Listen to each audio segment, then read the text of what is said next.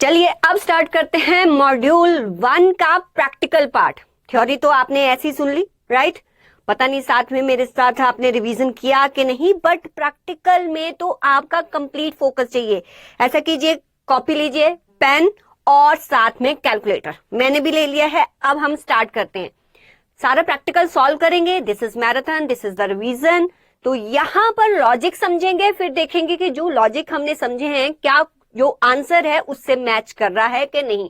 तो जो भी मैंने पीडीएफ आपके साथ शेयर किया है उसका प्रिंट आउट या किसी सिस्टम पर उसको ओपन कर लीजिए। तो अब स्टार्ट करते हैं प्रैक्टिकल पार्ट। फर्स्ट क्वेश्चन ये स्टडी मैट से ही मैंने उठाया है और वो सभी क्वेश्चन मैंने यहाँ पर पिक किए हैं। यहाँ पर मुझे लगता है कि कहीं ना कहीं स्टूडेंट जो है कंफ्यूज हो जाता है, तो वो सारे क्वेश्चन एक बार रिवाइज करेंगे। इससे क्या होगा, सारे जितने भी कॉन्सेप्ट्स है आपके रिवीजन हो जाएगा। और जो लास्ट के पेपर्स में जो क्वेश्चन आए हैं वो तो मैंने ऑलरेडी जो है सीए अमरजीत कौर चैनल, जो मेरा चैनल है, उस पर मैंने दिसंबर के इवन जून के जितने भी पास्ट ईयर पेपर्स हैं वो सारे के सारे क्वेश्चन सॉल्व किए हैं। तो वहां पर जाके वो क्वेश्चंस देख सकते हो। ये मैराथन देखने के बाद वो आपको सुपर इजी लगेंगे, राइट? चलो स्टार्ट करते हैं। First of all first question क्या है, मैं बैठ जाती हूँ आप सो दैट क्लियरली देख पाओ। देखिए, अपने सिस्टम पर अगर ओपन किया है, जहां आपके पास हार्ड कॉपी है, तो वहां से रीड कीजिए। X limited provides the following figures. देखो, जो हमारे कॉस्ट शीट का क्वेश्चन आता है ना, उसमें कुछ ऐसा 25% वेरिएबल है, 5% इंक्रीज है, मटेरियल प्राइसेस इतने राइज हो गए। आप हमेशा इसमें कंफ्यूज रहते हो। तो ये क्वेश्चन करने से पहले ये वाला लॉजिक समझ ले। मतलब कि जैसे कि उसने आपको कोई प्रीवियस डेटा दिया होगा, उसने ये बोला होगा कि हम प्रीवियसली जो है वो 10,000 यूनिट्स बनाते थे, राइट? अब जो है हम चाहते हैं, हम अपना 50% जो है वो आउटपुट इंक्रीज करना चाहते हैं। अच्छा, 50% आउटपुट इंक्रीज, अगर मैं इसको थोड़ा सा ना स्मॉल यूनिट लूं सो दैट कि मुझे भी यहाँ करने में प्रॉब्लम ना हो। इसका रबड़ कहाँ गया भाई? अरे ये रहा, नहीं ये नहीं, ये है दिस वन। थोड़ा स्मॉल यूनिट लेती हूँ सो दैट कि आप इजीली समझ पाओ। जैसे कि मैं आपको बता रही हूँ कि अगर पहले आप 100 यूनिट्स बनाते थे, अब वो बोल रहा है कि 50% कैपेसिटी इंक्रीज होगी। आप कैसे निकालते हो? अच्छा, यहाँ पर तो आपने फटाफट से बता देना है कि मैम हमें पता है कि 100 का हम 50% करेंगे तो 50 आ गया। इट मीन्स पहले 100 बना रहे थे और हम 50 यूनिट्स बनाएंगे, अब 150। अच्छा, इसको आप ऐसे कर सकते हो कि आप पहले, एक मेथड है कि आप जो भी पहले यूनिट्स बना रहे थे उसमें प्लस करते हो 100 इंटू 50%, ऐसे करते हो, ठीक है? अगर मैं इसको सॉल्व करूं, इसको ऐसे लिख सकती हूँ 100, ठीक है? 100 कॉमन है, वो बाहर आ गया, अंदर क्या रह गया? 1 1 प्लस क्या? 50%। 50% को 0.50 लिख दूं, राइट? फिर 100, अगर मैं ब्रैकेट को ओपन करूं, ये 1.50 कितना हो गया? 1.50, मतलब मल्टीप्लाई बाय 1.50। जहां मैं 100 इंटू 150 डिवाइडेड बाय 100, ये तो पता है ना, 2 डेसिमल है तो मैंने नीचे ले लिए, तो अल्टीमेटली ये कट गया, तो फिर भी 150 यूनिट्स आए, ये आया। मैं आपको ये समझा रही हूँ कि क्या करते हैं, जब उसने क्वेश्चन में दिया होता है ना, अगर वो बोले 50% इंक्रीज है कि प्रीवियसली हम 10,000 यूनिट्स बना रहे थे, तो ऐसे मत निकालने बैठ जाना 10,000, फिर 10,000 का 50%, फिर हो गया 15,000। It will take time. आपको क्या करना है, 10,000 मल्टीप्लाई बाय सीधा 150%, ऐसे क्यों किया वो मैंने आपको समझा दिया, ठीक है? तो ऐसे बच्चों की तरह नहीं करना, आपको सीधा ही है कि पहले 100% था, 50 और ऐड कर दिया, उसका लॉजिक ये है, ऐसे आप निकालते हो, ठीक है? सीधा 150% कर देना है। ये हो गया कि अगर आपका आउटपुट इंक्रीज हुआ 50% से, राइट? अच्छा, आपको ये बात तो पता है ना कि वेरिएबल कॉस्ट क्या होती है? वेरिएबल कॉस्ट क्या होती है? जो कि आपके आउटपुट के साथ प्रोपोर्शनेटली इंक्रीज होती है। पहले ये बात समझ लो, फिर फटाफट से क्वेश्चन हो जाएंगे। पहले बात समझो, प्रोपोर्शनेटली का मतलब क्या होता है? मान लीजिए कि आपका वेरिएबल कॉस्ट जो है वो पर यूनिट जो है ₹10। पहले आप 100 यूनिट्स बनाते थे, राइट? तो आपका वेरिएबल कॉस्ट कितना लगता था? 1000। अब आप कितने बनाने लगे? 50% आउटपुट इंक्रीज हो गया ना, आउटपुट इंक्रीज हो गया, तो अब 150 इंटू 10 आपका कितना लगेगा 1500, मीन्स प्रोपोर्शनेटली इंक्रीज। अगर आपके आउटपुट में इधर इधर देखो, इधर देखो, अगर आपके आउटपुट में इंक्रीज आया है 50% का, तो आपके वेरिएबल कॉस्ट में भी इंक्रीज आएगा 50% का। ये मैं प्रूव करूं। हमारा वेरिएबल कॉस्ट कितना था, हमारा वेरिएबल कॉस्ट कितना था, 2 मिनट, मेरे को ना कलर चेंज करने दो, एक तो ये पैलेट ही है। हाँ, हमारा वेरिएबल प्रीवियसली कितना था 1000, ठीक है। ये भी अगर आपका आउटपुट जो है 50% इंक्रीज हुआ है ना, तो आपका वेरिएबल कॉस्ट भी 50% इंक्रीज होगा, मींस इसको 150 से मल्टीप्लाई कर दो, तब भी क्या 1500 आया, यही आया, ठीक है। ऐसे नहीं, देखो दोनों तरह कर सकते हो, या तो जो पहले आउटपुट था, ठीक है, वो मल्टीप्लाई ये आ रहा है, अब जो आउटपुट आया, आप आउटपुट में जितने यूनिट इंक्रीज हुए वो लिख दो, मल्टीप्लाई बाय 10 है, क्योंकि variable cost per unit always same रहता है, ऐसे कर दो। या इतना कुछ करने की बजाय हो सकता है आपको यूनिट्स दिए ही नहीं हो, आपको सिर्फ ये बोला हो कि आपका वेरिएबल कॉस्ट है 1000, अब 50% आउटपुट इंक्रीज हो गया, तो आप कहोगे कि फिर हम ऐसे कैसे करें। अरे सीधी बात है, अगर आपका वेरिएबल कॉस्ट 1000 था, अब 50% आउटपुट इंक्रीज हुआ, आपका वेरिएबल कॉस्ट भी प्रोपोर्शनेटली इंक्रीज होगा, मींस वो भी 50% से इंक्रीज होगा, तो 1000 का 150 कर दो, क्लियर, तो 1500 आ गया। इसलिए जितना आउटपुट, ध्यान दो इधर, जितना आउटपुट इंक्रीज होगा ना, जितने भी आपके वेरिएबल कॉस्ट होंगे उनको प्रोपोर्शनेटली उतना ही इंक्रीज कर देना। चलो आप समझ गए। इट मींस कि अगर प्रीवियसली, अब मुझे बताओ, प्रीवियसली मेरा वेरिएबल कॉस्ट था 2000, कैलकुलेटर उठाओ, अब मेरा 20% जो है वो इंक्रीज हो गया है आउटपुट। बताइए अब मेरा वेरिएबल कॉस्ट कितना होगा, क्या 2000 को मल्टीप्लाई करूं किससे, किससे, बोलो बोलो, यस 120।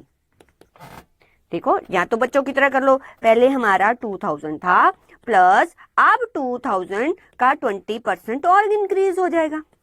ऐसे नहीं करने का, कैसे करने का, कैसे, अरे आने का कहां गया, because this is increase proportionately, तो 50% इंक्रीज का मतलब कि 1000 अगर प्रीवियसली था, तो अब और कितना हो जाएगा 1000 मल्टीप्लाई बाय, यहां पर प्लस कर दो, प्लस 50% मोर। यहां हम डायरेक्टली कैसे कर सकते हैं, 1000 मल्टीप्लाई बाय 150, तब भी क्या 1500 ही मेरा आंसर आएगा, तब भी 1500 ही मेरा आंसर आएगा। इसलिए जैसे ही क्वेश्चन में दिया हो ना कि अब जो नेक्स्ट ईयर में है हम 50% का आउटपुट इंक्रीज करेंगे, जो 20% का इंक्रीज करेंगे, देन आपने उतने से इसको 100 में उतना प्लस करके मल्टीप्लाई कर देना, वही आंसर आएगा जैसा आप ऐसे फॉर्मूला लगा के करते हो, ठीक है। अगर प्रीवियसली हमारा जो वेरिएबल कॉस्ट था 2000 था, अब 20% हमारा आउटपुट इंक्रीज हो गया, तो बताइए कितना हो जाएगा मेरा वेरिएबल कॉस्ट, जल्दी जल्दी बोलो, 2000, yes, multiply by 120 divided by 100। समझ आ गई, इतनी बात समझ आ गई, ओके।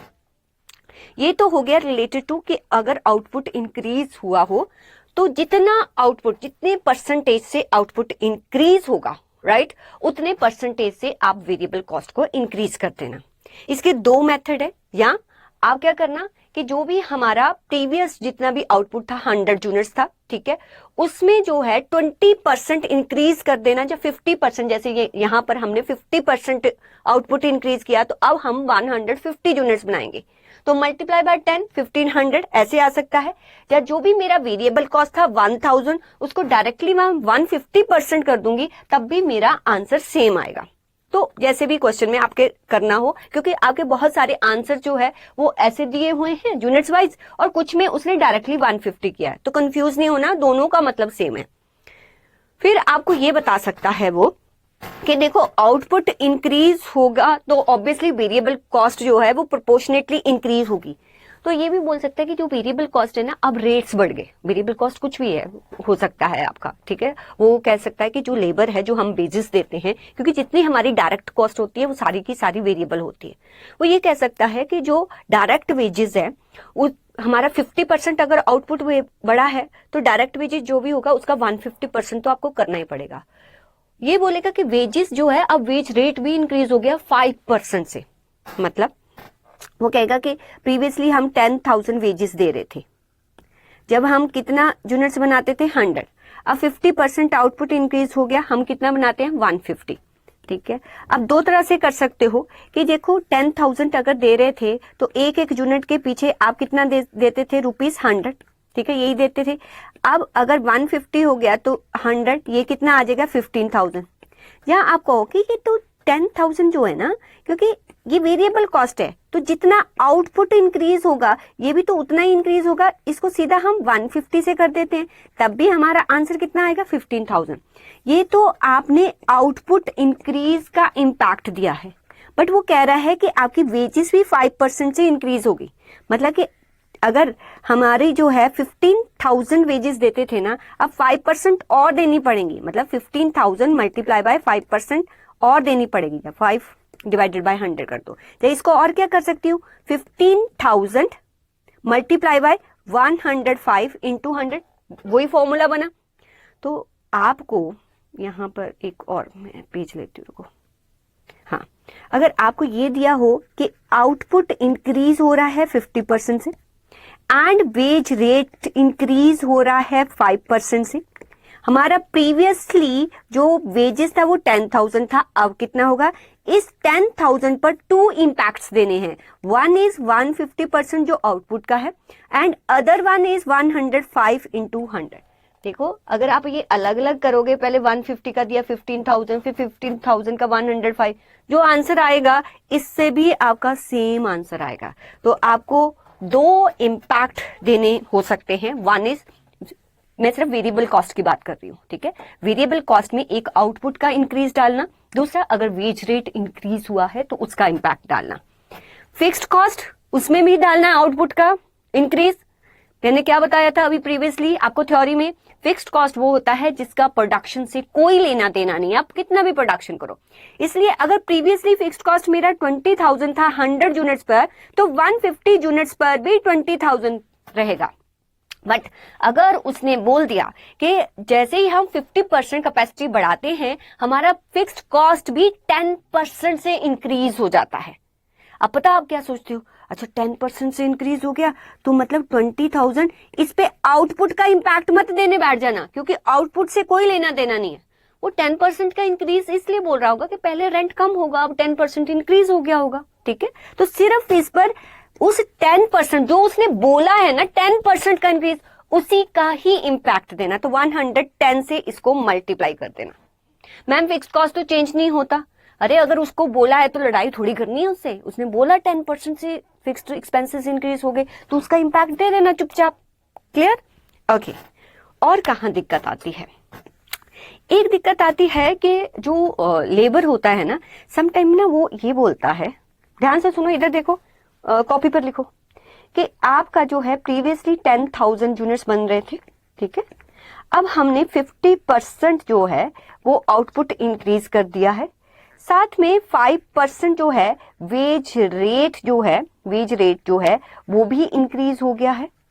फिर वो पता क्या बोलता है, कहता है जो एफिशिएंसी है ना वर्कर की, एफिशिएंसी ध्यान से देखना, जो एफिशिएंसी है वर्कर की वो 12% से इंक्रीज हो गई है। बस ये पॉइंट, इसको मारो स्टार। अब ये लिखना, ये हमेशा भूल जाते हो क्योंकि बहुत सारे स्टूडेंट्स ना हमेशा इस बात को भूल जाते हैं। देखो अब इम्पैक्ट कैसे देना है, आपका लेबर जो है, लेबर कॉस्ट कितना है 10,000 पर, मान लीजिए 20,000 जो प्रीवियसली हमने लिया, ठीक है, हमारा लेबर कॉस्ट है 20,000।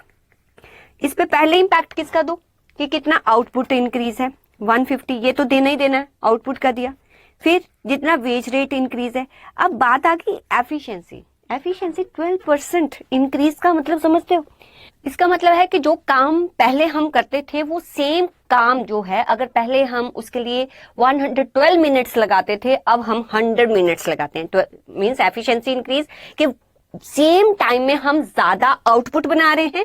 या सेकंड केस जैसे कि हमने उसमें एम्प्लॉय कॉस्ट जब आपने चैप्टर पढ़ा होगा, वहां पर हम एफिशिएंसी कैसे कैलकुलेट करते हैं, एक आउटपुट के कंटेक्स्ट में करते हैं, एक टाइम के कंटेक्स्ट में करते हैं। तो एफिशिएंसी इंक्रीज का मतलब है कि सेम काम हम जो है वो कम टाइम में कर रहे हैं या सेम टाइम में हम ज्यादा आउटपुट बना रहे हैं। ठीक है, दोनों केसेस में हम एफिशिएंसी काउंट करते हैं। तो यहाँ पर अगर एफिशिएंसी इंक्रीज, अब आपने कैसे देखो यहाँ पर इंपैक्ट देना है। एफिशिएंसी इंक्रीज का मतलब 12% मीन्स जो काम हम पहले 112 मिनट्स में करते थे अब हम वो 100 मिनट्स में करते हैं। ये इंपैक्ट कब देना है? जब इंक्रीज हो जाए आपकी एफिशिएंसी, राइट। मीन्स जो आप मानेंगे पहले कितने में काम कर रहे थे, एफिशिएंसी इंक्रीज, इधर देखो लिख लो कहीं पर, अगर एफिशिएंसी इंक्रीज हो जाए, एफिशिएंसी इंक्रीज हो जाए, ठीक है, तो 100 में वो प्लस कर देना और उससे डिवाइड कर देना। अगर एफिशिएंसी डिक्रीज हो जाए, ठीक है, डिक्रीज का मतलब कि पहले जो काम आप जो है वो 100 मिनट्स में करते थे, अब आप उस काम को करने के लिए ज्यादा टाइम लगा रहे हो, या पहले आप 100 आउटपुट बना रहे थे अब आप कम आउटपुट बना रहे हो। किसी भी कंटेक्स्ट में आप इस बात को समझ सकते हो। तो एफिशिएंसी जब इंक्रीज होगी ना तो आप जो है आपका वेज रेट जो है वो कम होगा, क्योंकि कम टाइम लग रहा है, सेम आउटपुट बन रही है पर कम टाइम लग रहा है।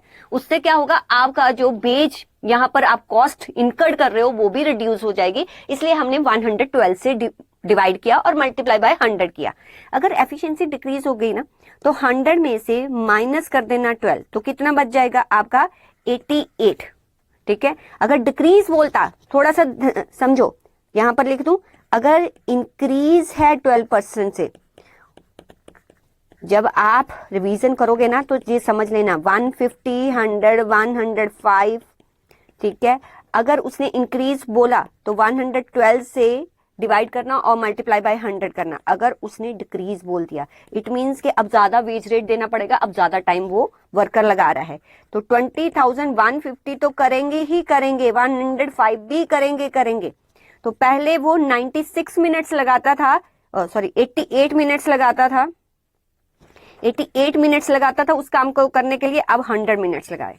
बस ये बात आप ध्यान में रखेंगे, ठीक है। अब भूलनी नहीं है, कहीं पर भी लिख लो। यहां पर मैंने आपको बोला अपनी रेगुलर क्लासेस पे आपने फॉर्मूला लगाने हैं तो वहीं पर नीचे इसको भी लिख लो। क्लियर यहां तक?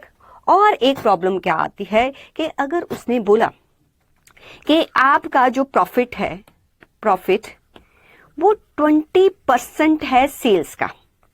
अब मान लीजिए आपके पास कॉस्ट है 20,000, ठीक है, प्रॉफिट आपने ऐड करना है तो आपके पास सेल्स आ जाएगी। बट उसने 20% किसका बोला? सेल्स का। 20% ऑफ सेल क्या मतलब होता है कि अगर आपकी 100 की सेल है उसमें प्रॉफिट 20 है, तो बताइए मेरा कॉस्ट कितना होगा? 80।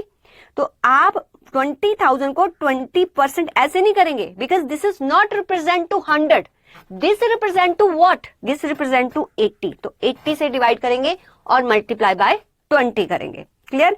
तो आपका यहां पर प्रॉफिट आ जाएगा और आपका यहां पर सेल्स आ जाएगा। दूसरा मेथड क्या हो सकता है, अगर आपको ये टिपिकल लगता है कि ऐसे कैसे करना है, तो दूसरा मेथड क्या हो सकता है, आप सपोज कर लो आपकी सेल्स जो है वो एक्स है, ठीक है, तो सेल किसके इक्वल टू होती है? Cost plus profit, right. X cost कितना है आपका 20,000 और प्रॉफिट कितना है? Profit is 20% of x, 0.20x। अब x में से 0.20x किया और इक्वल टू 20,000 किया, ठीक है, तो ये कितना आ गया? ये आ गया 0.80x 20,000। अगर मैं 80 को उधर ले जाऊं तो 20,000 0.80 मल्टीप्लाई बाय 100, तो ये सेल्स आ जाएगी। यहां पर भी तो 80 किया, ठीक है, ये प्रॉफिट निकला है। अगर मुझे सेल्स निकालनी है तो 20,000, ये किसको रिप्रेजेंट कर रहा है? 80 को। मुझे निकालना क्या है? सेल्स इंटू 100, तब भी तो सेम आएगा। देखो ये आपका फटाफट से हो जाएगा, क्योंकि एग्जाम में हमारे पास इतना टाइम नहीं होता। तो सोचना है जो भी उसने दिया है 20% ऑफ सेल्स दिया है, तो फिर हमारा सेल्स 100 है। अगर यही 20% ऑन कॉस्ट दिया होता तो मींस ये ही 20% अगर उसने कॉस्ट पर दिया होता तो मतलब कि हमारा कॉस्ट 100 है, प्रॉफिट 20 है, ये 120 है। फिर तो सीधा 20, दिस रिप्रेजेंट टू व्हाट? 20, ठीक है, this represent to what? 100, sorry. तो यहाँ 100 से डिवाइड करना है और निकालना क्या है? 20, तो 20 डिवाइडेड बाय 100 कर देते, ठीक है। यहाँ x मान के आप कर सकते हो, ठीक है, वो आपकी मर्जी है, राइट।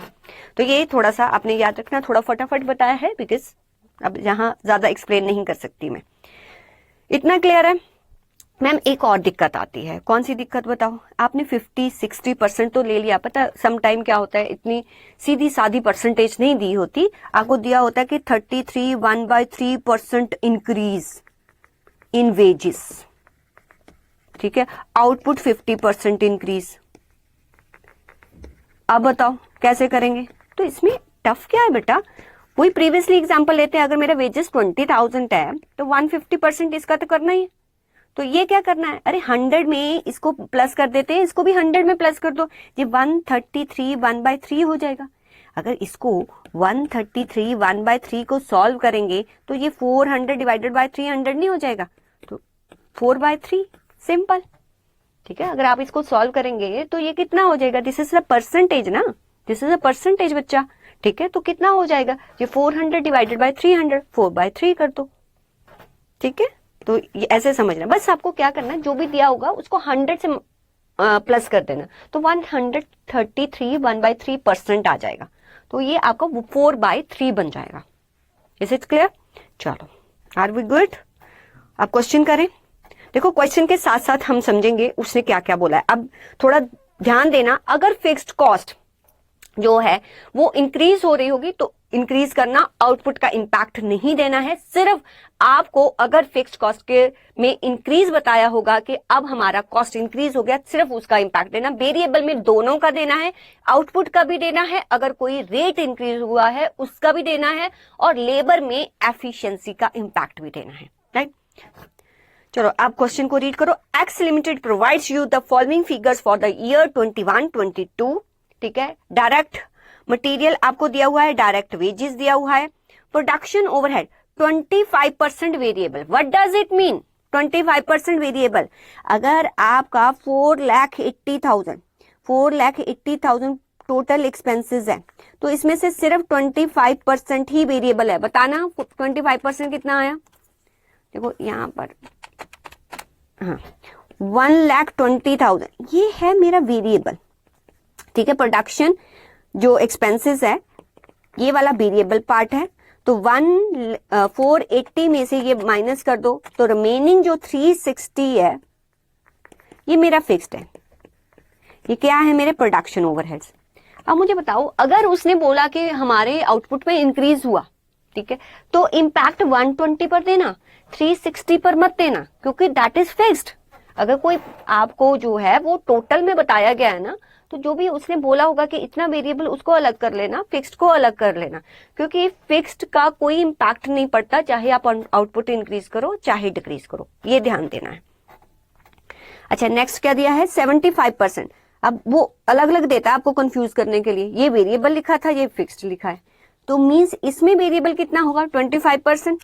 तो 1,60,000 का 25% कीजिए, तो 40,000 वेरिएबल है, तो इस पे इंपैक्ट देना। जो 120 फिक्स्ड होगा ना, इस पे इंपैक्ट मत देना, ठीक है, अनटिल और अनलेस वो कुछ बोले ना। सेलिंग एंड डिस्ट्रीब्यूशन 2/3 फिक्स्ड है, अगर 2/3 फिक्स्ड है तो 1/3 क्या होगा? वेरिएबल, ठीक है। तो 2,40,000 का 1/3 कर दो, 80,000। मैम 1/3 कैसे निकाला? अरे 2/3 का मतलब समझते हो? 2/3 का मतलब अगर टोटल 3 है कॉस्ट, उसमें से 2 जो है, 3 कॉस्ट टोटल है, तो 2 रुपीज फिक्स्ड है, तो कितने रुपीज वेरिएबल हो गए? 1, तो 1/3, दैट्स इट, राइट। तो 80,000 जो है वो वेरिएबल है, तो बाकी जो है इसमें से 160 जो है वो फिक्स्ड होगा। अलग अलग कर दिया हमने। सेल जो है पर यूनिट उसने दिया है 125। टोटल सेल कितनी हो रही है? 25 लाख। मुझे बताओ कि अभी कितने यूनिट्स बना रहे होंगे, हमें कैसे निकालेंगे? 25 लाख की टोटल सेल है, एक एक यूनिट 125 पर आप सेल करते हो, तो कितने नंबर ऑफ यूनिट्स आपने सेल किए होंगे? 25 लाख डिवाइडेड बाय 125, कितना आया बताओ? 25 लाख डिवाइडेड बाय 125। तो हम अभी जो है वो 20,000 यूनिट्स जो है वो सेल कर रहे हैं। ये था 21-22 की इंफॉर्मेशन। 22-23 में क्या हुआ? Output and sales quantity will increase by 20%। ठीक है। इट मीन्स के अगर हमारा आउटपुट इंक्रीज जितना हुआ उतना ही सेल्स भी हमारा इंक्रीज हो गया। इट मीन्स के कोई क्लोजिंग स्टॉक नहीं है, क्योंकि ऊपर तो कोई क्लोजिंग था ही नहीं। जितना आउटपुट इंक्रीज हुआ उतना ही सेल्स भी इंक्रीज कर दिया। इट मीन्स मेरे पास क्लोजिंग नहीं बचेगा, इसका मतलब ये है। लेकिन आउटपुट कितना इंक्रीज हुआ? 20%। Incurring the additional advertisement expenses, ये ऊपर तो नहीं दिया था। इट मीन्स ये एडिशनल है जो कि हम 22, 23 में इनकर्ड करेंगे। तो यहां पर सीधे का सीधा जो सेलिंग एंड डिस्ट्रीब्यूशन एक्सपेंसेस लिखते हो ना, कॉस्ट शीट बनाते हो, कैसे बनाते हो cost sheet? Direct material, direct labour, direct expenses, क्या आता है? Prime cost. उसमें प्रोडक्शन ओवरहेड क्या आ जाता है? हमारा फैक्ट्री कॉस्ट। उसमें आप एडजस्टमेंट करते हो वर्क इन प्रोग्रेस का, तो हमारे पास नेट फैक्ट्री कॉस्ट आती है। उसमें आप एडमिन एक्सपेंसेस ऐड करते हो if it is related to production. कुछ नहीं दिया है तो आप मान लेते हो प्रोडक्शन के साथ रिलेटेड है, तो वो क्या आ जाता है? आपका कॉस्ट ऑफ प्रोडक्शन। उसमें फिनिश्ड गुड्स का एडजस्टमेंट करते हो तो आपके पास कॉस्ट ऑफ गुड्स सोल्ड आती है, राइट। फिर आप उसमें selling and distribution expenses add करते हो तो कॉस्ट ऑफ सेल्स आता है, राइट। तो यहां पर उसने बताया है, तो जो भी सेलिंग एंड डिस्ट्रीब्यूशन एक्सपेंसेस है ना, तो ऊपर जो दिए होंगे वो तो लेना ही है, बाकी एडिशनल आप 45,200 लिखेंगे। मटेरियल प्राइस भी गो अप हो गया 10%। इट मींस जो भी मटेरियल होगा, जो भी मटेरियल है, अब बताओ मेरा मटेरियल है 3,20,000 मैं देखो कितना याद है। जो मेरा आउटपुट इंक्रीज हो रहा है वो 20% से, और प्राइसेस इंक्रीज हो रहे हैं 10% से। अब क्या करूं? इसको किस किस से मल्टीप्लाई करूं? 120 से, पहले जितना आउटपुट इंक्रीज हुआ उसका इंपैक्ट, फिर मल्टीप्लाई बाय 110। तो आपका जो 22, 23 में मटेरियल कॉस्ट है आपके पास आ जाएगा, क्लियर। फिर कह रहा है wage rate go up by 5%। 5% से वेज रेट। देखो जो वेजेस डायरेक्ट एक्सपेंसेस जितने भी होते हैं वो सारे वेरिएबल होते हैं। तो इट मीन्स के वेजेस कितनी है मेरी? 8 लाख। तो 8 लाख पर 2 इंपैक्ट्स देने हैं। वन इज आउटपुट का एंड अदर वन इज जो वेज रेट इंक्रीज हुआ, दे दिया। क्या कुछ और भी बोला है? Increase in overall efficiency. अब एफिशिएंसी इंक्रीज होगी। मैंने कहा जब इंक्रीज होती है इट मीन्स के पहले जहां पर हम 112 मिनट्स लगाते थे वही काम हम 100 मिनट्स में कर देंगे, तो हमारा वेज कॉस्ट जो है कम हो जाएगा। तो ठीक है, चलो नेक्स्ट। Variable overheads. अब ओवरहेड्स के बारे में बात कर रहा है, ये डायरेक्ट एक्सपेंसेस के बारे में बात कर रहा था, ये ओवरहेड्स के बारे में बात कर रहा है। जो वेरिएबल ओवरहेड्स होंगे ना वो 5% से इंक्रीज होंगे। फिर बोल रहा है फिक्स्ड प्रोडक्शन ओवरहेड्स। ये फिक्स्ड के बारे में बात कर रहा है, लेकिन सिर्फ प्रोडक्शन के बारे में बात कर रहा है। तो जितने भी वेरिएबल ओवरहेड्स होंगे उनको 5% से इंक्रीज करना। मुझे बताओ कौन कौन से थे वेरिएबल ओवरहेड्स? इधर देखो कौन कौन से वेरिएबल ओवरहेड्स थे। अगर मैं इसकी बात करूं, ठीक है, इसमें वेरिएबल था 1,20,000। तो अगर आपका वेरिएबल ओवरहेड्स 5% से इंक्रीज है तो इसमें सिर्फ 105 का इंपैक्ट नहीं देना, इसमें आउटपुट का इंपैक्ट भी देना। इट मीन्स कि 1,20,000 20% जो आउटपुट इंक्रीज हुआ 120 और 105 ये इंपैक्ट देना है। और कौन सा है वेरिएबल ओवरहेड्स हमारा? ये वाला 40,000। तो 40,000 मल्टीप्लाई बाय और कितना? 120 आपको प्रोडक्शन का भी देना पड़ेगा जो आउटपुट है, और जो 5% हमारा इंक्रीज हुआ उसका भी देना पड़ेगा। और उसने बोला कि जो फिक्स्ड प्रोडक्शन ओवरहेड, सिर्फ फिक्स्ड प्रोडक्शन ओवरहेड्स और किसी की बात नहीं की, उसमें आपका इंक्रीज कितना हुआ? 33 1/3। अब आप कहोगे इसमें क्या करना है? देखो ये फिक्स्ड है। अगर फिक्स्ड प्रोडक्शन ओवरहेड्स मेरा कौन सा है? ये वाला 3,60,000। ध्यान से देखो, इसमें आउटपुट का इंपैक्ट मत देना। इसमें सिर्फ उसने बोला है कि 33 1/3% इंक्रीज हो रहा है, तो 133 1/3% कर देना, मल्टीप्लाई बाय ये कितना आ जाएगा? 4/3। ठीक है, तो देखो उसने कैसे निकाला है। ये पहले हम 20,000 यूनिट सोल्ड करते थे, अब जो है वो कहता है 20% जो है आपका सेल्स इंक्रीज हो गया। तो मींस आप 20,000 को डायरेक्टली 120% करेंगे तो 24,000 यूनिट सेल सोल्ड होंगे। डायरेक्ट मटेरियल क्या इंपैक्ट देना है? एक आउटपुट का इंपैक्ट देना है, और जो भी हमारा मटेरियल के रेट अप हुए हैं उसका इंपैक्ट देना, तो वो इतना बन जाएगा। डायरेक्ट वेजेस में क्या क्या इंपैक्ट देना है? एक तो आउटपुट का इंपैक्ट देना है, एक जो रेट इंक्रीज हुए हैं उनका इंपैक्ट देना है, एक एफिशिएंसी का, और एफिशिएंसी हमने ऑलरेडी डिस्कस कर ली। ये बन गई हमारी प्राइम कॉस्ट, राइट।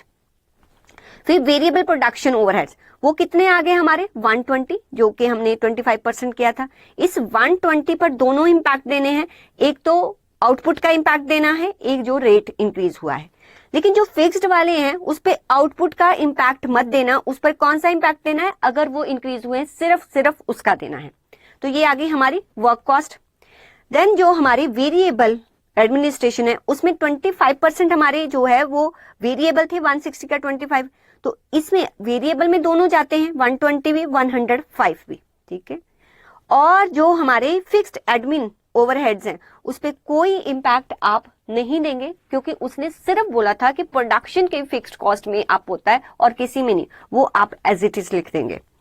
ऐसे ही जो हमारे वेरिएबल जो सेलिंग एंड डिस्ट्रीब्यूशन है, जितने भी वेरिएबल होंगे उन दोनों पर आउटपुट का इंपैक्ट भी देना है, और किसका, अगर रेट, क्योंकि यहां पर थोड़ा सा ध्यान दो कि उसने बोला कि जितने भी वेरिएबल ओवरहेड्स होंगे वो सारे के सारे 5% से इंक्रीज होंगे, उन सभी पर आप इंपैक्ट देंगे। लेकिन फिक्स सेलिंग एंड डिस्ट्रीब्यूशन पर उसने कुछ नहीं बोला, वो एज इट इज लिख देना है। सिर्फ एक एक्सपेंस है जो अब हम एक्स्ट्रा कर रहे हैं इस साल में 22-23 में, दैट इज 45,200, और ये हमारा क्या आ जाएगा, कॉस्ट ऑफ सेल्स आ जाएगा, ठीक है। इतना कॉस्ट ऑफ सेल्स निकल जाएगा। इसमें था क्या, सिर्फ ये इंपैक्ट देने आने चाहिए, बाकी इसमें कुछ भी नहीं है। आगे उसने क्या बोला है, calculate the cost of sales, तो सारे एक्सपेंसेस हमने ऐड कर दिए, हमारा कॉस्ट ऑफ सेल्स निकल गया। फिर उसने बोला find out the new selling price, आपको नया सेलिंग प्राइस जो है वो पता करना है। अभी जो एग्जिस्टिंग सेलिंग प्राइस है वो हमारा है 125 पर यूनिट, आपको नया सेलिंग प्राइस जानना है 22-23 का। उसने बताया कि if same amount of profit is to be earned, अगर जो पिछले साल हम अर्न कर रहे थे सेम अमाउंट ऑफ प्रॉफिट हम अर्न करें तो क्या सेलिंग प्राइस होगा। अच्छा, लास्ट ईयर कितना प्रॉफिट अर्न कर रहे थे हम, देखो लास्ट ईयर जो है हमारा 25 लाख का सेल था, ठीक है, 25 लाख का सेल था। और यहाँ पर ये सारे के सारे हमारे एक्सपेंसेस है, तो सारे एक्सपेंसेस आप ऐड कर लीजिए। कुछ परसेंटेज दिया उसने, कुछ परसेंटेज, अच्छा ये हमने साथ में निकाल दिया ना 21-22 का, हाँ 21-22 का जो देखो कॉस्ट ऑफ सेल्स कितना है 20 लाख, ठीक है। यहाँ इन सभी को ऐड कर लो, आप इन सभी को ऐड कर लो, ठीक है, तो अब 20 लाख ही आएगा। तो 20 लाख आपका cost of sale previous year था, 25 लाख का आपका जो है वो सेलिंग प्राइस था। तो आप लास्ट ईयर आप कितना प्रॉफिट अर्न कर रहे थे, 5 लाख, कहता सेम अमाउंट आपको इस साल भी अर्न करना है। अगर इस साल भी अर्न करना है तो मेरी कॉस्ट ऑफ सेल्स कितनी है, 24,30,000, 5 लाख मुझे अर्न करना है। इट मीन्स के मुझे जो सेल करनी है तो मुझे कितनी से सेल करनी पड़ेगी, 29,30,000, और इस साल मैं कितने यूनिट्स जो है वो सेल कर रही हूँ 24,000, क्योंकि जितना मैं आउटपुट कर रही हूँ उतना ही मैं सेल कर रही हूँ, ये उसने फर्स्ट पॉइंट में बताया था। तो आप 29,30,000 को 30,000 डिवाइडेड बाय 24,000 कर दीजिए, तो हमारा कितना आ गया 122.08 प्राइस आ जाएगा। ये फर्स्ट का आंसर हो गया। Okay, next, if the same percentage of profit to sale is to be earn, अब वो अमाउंट नहीं बोल रहा है, कहते सेम परसेंटेज हमें अर्न करनी है। सेम परसेंटेज कैसे निकलेगी, देखो 5 लाख आप अर्न कर रहे हो, 5 लाख आप अर्न कर रहे हो किस पर, सेल्स का, कहता सेल्स की सेम परसेंटेज, कॉस्ट पे मत निकालना, उसने सेल्स आपको स्पेसिफिकली बोला है। तो 5 लाख आप अर्न कर रहे हो 25 लाख पर, ठीक है। तो आप जो है 100 के पीछे कितना कर रहे होंगे, तो 20%, मीन्स लास्ट ईयर हम 20% ऑफ सेल्स जो है वो कह लो कि अर्न कर रहे थे। इस साल भी अगर हमें 20% ऑफ सेल्स का ही अर्न करना है तो कितना होगा, इसको मैं थोड़ा सा क्लियर कर दूं,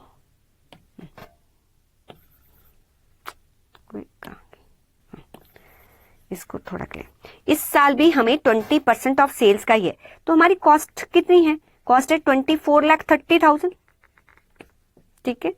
और प्रॉफिट कितना अर्न करना है, 20% ऑफ सेल्स, 20% ऑफ सेल्स।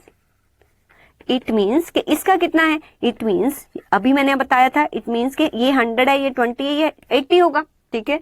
तो आप क्या करेंगे, कितना प्रॉफिट अर्न करना है, 20 डिवाइडेड बाय 80 कर लो। जब सीधा आप 100 से मल्टीप्लाई कर दोगे तो आपको सेल पता चल जाएगा कि इस साल हमें कितनी सेल्स करनी है।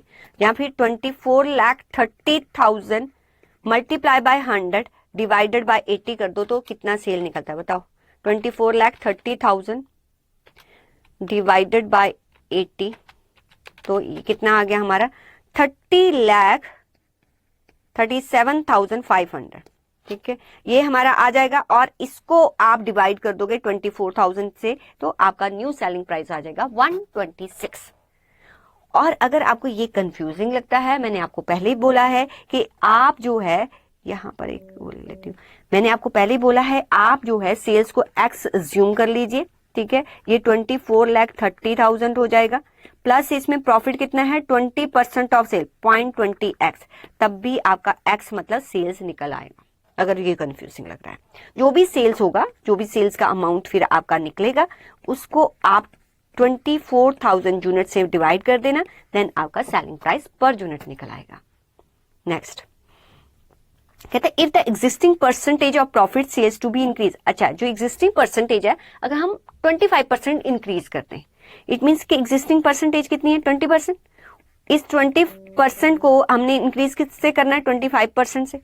जब सीधा 20% का को मल्टीप्लाई 125 कर दो तब भी आ जाएगा। ठीक है, 20 को 125 किया, ठीक है, तो अब हमें कितना चाहिए 25% ऑफ सेल, 25% ऑफ सेल चाहिए।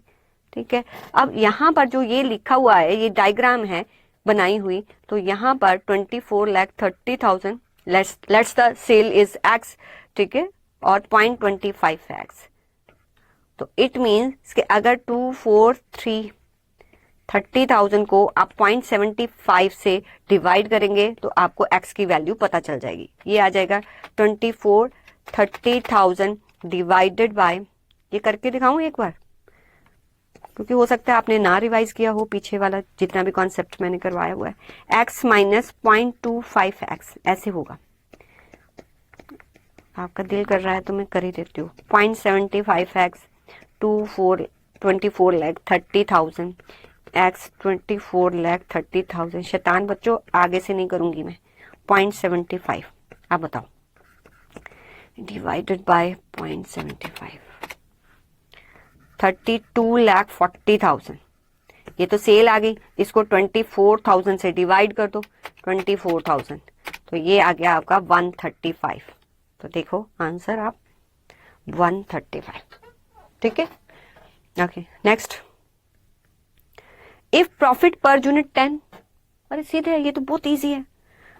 अभी कॉस्ट ऑफ सेल्स कितना है 24,30,000। अगर आपको प्रॉफिट हर यूनिट पर 10 अर्न करना है तो आप कितने यूनिट सेल कर रहे हो 24,000 इंटू 10, तो इसमें 2,40,000 ऐड कर देना। इसमें 2,40,000 ऐड कर दिया, वो सेल्स अमाउंट आ गई, उसको 24,000 से डिवाइड कर देना। That's it. नहीं 24 लाख 10 डन। चलो ये क्वेश्चन हो गया। नेक्स्ट क्वेश्चन, जल्दी जल्दी जल्दी, कैलकुलेटर पास में है ना, इधर देखो कैलकुलेशन साथ में करनी है। A company has 1,000 units of obsolete item which are carried in inventory। अच्छा, कोई ऐसी आइटम है जो obsolete हो गई है, at the original purchase price उसकी 36,000 थी। अरे अगर उसकी original purchase price हमें करनी क्या है जब वो obsolete हो गई। Although their market value as scrap 4,000। अच्छा, आपके पास कोई ऐसी मशीन पड़ी हुई है जो आप जो है 4,000 में मार्केट में बेच सकते हो। If the items are reworked, अगर हम उस पर दोबारा काम कर देना और उस काम जो भी उस पर रीवर्किंग की जाएगी तो उस पर खर्चा आएगा 12,000 and they can be sold, फिर उसको हम 22,000 में सोल्ड कर सकते हैं। Find the relevant cost for selling the item. Relevant cost कितनी होगी? देखो रेलिवेंट कॉस्ट अभी हमने थ्योरी में पढ़ा, रेलिवेंट कॉस्ट वो होती है जो कि हमारे फ्यूचर डिसीजन लेने से चेंज होती है। अब क्या क्या चेंज होगा बताओ। अगर मैं ये कहती हूँ कि मुझे रीवर्क करना है तो एक तो मुझे 12,000 अर्न लगाना पड़ेगा, ठीक है, प्लस अगर मैं ये सोचती हूँ मुझे रीवर्क करना है तो जो मैं सेल करके कमा सकती थी वो मुझे नहीं मिलेगा, वो नहीं मिलेगा, क्योंकि चीज चेंज हो रही है ना। कॉस्ट जो चीज चेंज होती है मेरे फ्यूचर डिसीजन लेने से, वो सारी की सारी कॉस्ट मेरी जो है वो रेलिवेंट होती है। तो जो भी कॉस्ट आप इनकर्ड कर रहे हो वो, प्लस जो आपकी अपॉर्चुनिटी कॉस्ट थी वो दोनों को प्लस करने से जो आपकी आएगी that is your total relevant cost. Ma'am इसको क्यों लिया, 4000 को क्यों लिया? अरे मेरे बच्चे मेरी बात सुनो, अगर वो कहता कि रीवर्क करके आप 12,000 का रीवर्क करो, ठीक है, और इसको आप 14,000 से में बेच सकते हो, 12,000 मैंने लगाए, 14,000 का बिका, ठीक है, मिला कितना 2,000 रुपीज। अरे ना काम करते तब भी तो 4,000 मिल रहा था। तो इट मीन्स कि अगर मैं रीवर्क करती हूँ, राइट, तो ये 4,000 तो एटलीस्ट इतना प्रॉफिट तो मुझे मिलना ही चाहिए, ये तो बिना काम किए भी मिल रहा था, ठीक है, इसलिए मेरे लिए तो रेलिवेंट है ना। तो 16,000 से ऊपर अगर वो सेल होगा देन मैं रीवर्क करूंगी, अदरवाइज मैं रीवर्क नहीं करूंगी, राइट। तो आपकी रेलिवेंट कॉस्ट कैसे आएगी? जितनी भी आपकी रीवर्क कॉस्ट होगी, जितनी आपकी अपॉर्चुनिटी कॉस्ट होगी जो आप लॉस्ट कर रहे हो बिकॉज आपने दोबारा उस पर काम किया है, तो ये आपकी रेलिवेंट कॉस्ट है, ठीक है। ये आप खुद करेंगे ये क्वेश्चन, ठीक है, ये मैं आपको नहीं करवा रही हूं। Next, a firm has purchased a plant to manufacture a new product, कोई प्लांट उसने बाय किया है न्यू प्रोडक्ट बनाने के लिए, द कॉस्ट आपको कॉस्ट दी हुई है। इधर ध्यान से देखो, ध्यान से देखो, आपकी ना एस्टिमेटेड एनुअल सेल्स है 36,000 यूनिट्स की, मटेरियल 4 पर यूनिट लग रहा है, डायरेक्ट लेबर आपका 4 पर यूनिट लग रहा है। अगर मैं कॉस्ट स्टेटमेंट बनाऊं तो 36 इंटू 4 हो जाएगा, और लेबर कितना लगेगा 36.6, ठीक है। ओवरहेड मैन्युफैक्चरिंग जो है वो है 24,000 पर एनम, आपके पर एनम है, अगर कोई चीज पर एनम है इट मींस फिक्स्ड होगी, इसका मेरे यूनिट्स से कोई लेना देना नहीं, ये सीधा मैं 24,000 लिख दूंगी। एडमिनिस्ट्रेशन ये भी आपको पर एनम है, ये भी मैं सीधा लिख दूंगी ऐसे ही।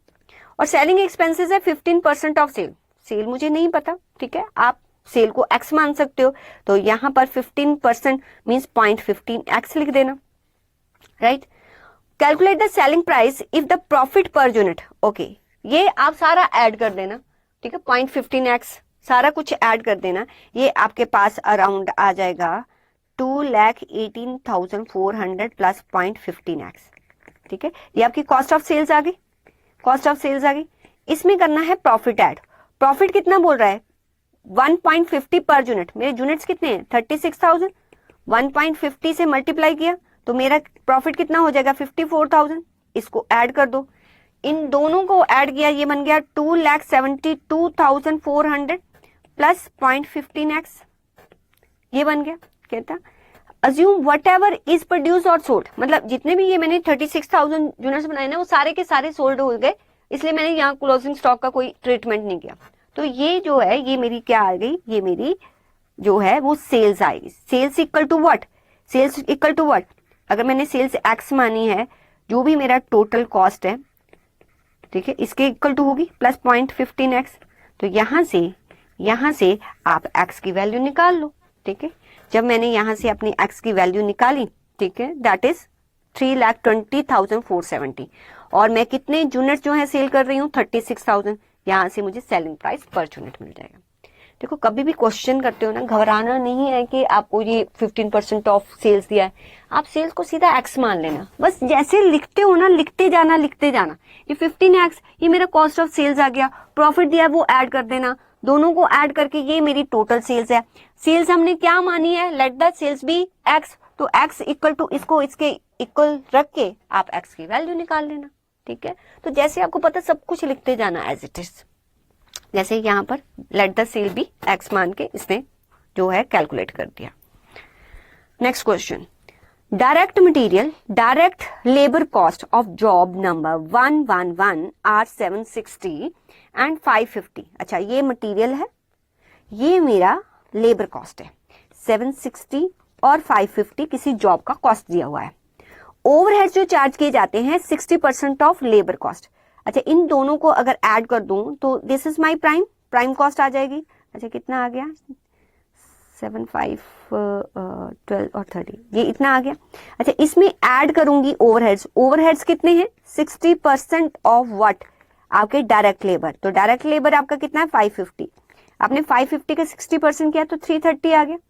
और क्या बताया, if the profit included 20% of the price charge to customer, price जितना हम प्राइस कस्टमर से चार्ज करते हैं उसका 20% बोला हुआ है। ओके तो जो भी यहाँ पर आएगा ये मेरी कॉस्ट आ जाएगी, ये टोटल मेरी कॉस्ट आ जाएगी। तो 1310 प्लस करो 330 करो, किया कितना आ गया 1640। वो कह रहा है 1640, इसमें प्रॉफिट ऐड करना है आपको कितना 20%, बट 20% जितना हम कस्टमर से चार्ज करते हैं, इट मीन्स कि अगर कस्टमर से 100 चार्ज करते हैं तो कॉस्ट कितनी होगी 80, तो प्रॉफिट कितना होगा, दिस रिप्रेजेंट टू व्हाट 80, तो 20 कितना होगा, multiply by 20 divided by 80, our profit is 410, और हमारा सेलिंग प्राइस कितना हो गया, कितना कस्टमर से चार्ज करेंगे 2050। ठीक है, बस यही पूछा होगा उस 2050, उसने जो दिया है वैसे वैसे ऐड करते जो हो जाएगा। अगर आपको ये मुश्किल लगता है तो let the sales be x करके आप इसको निकाल सकते हो।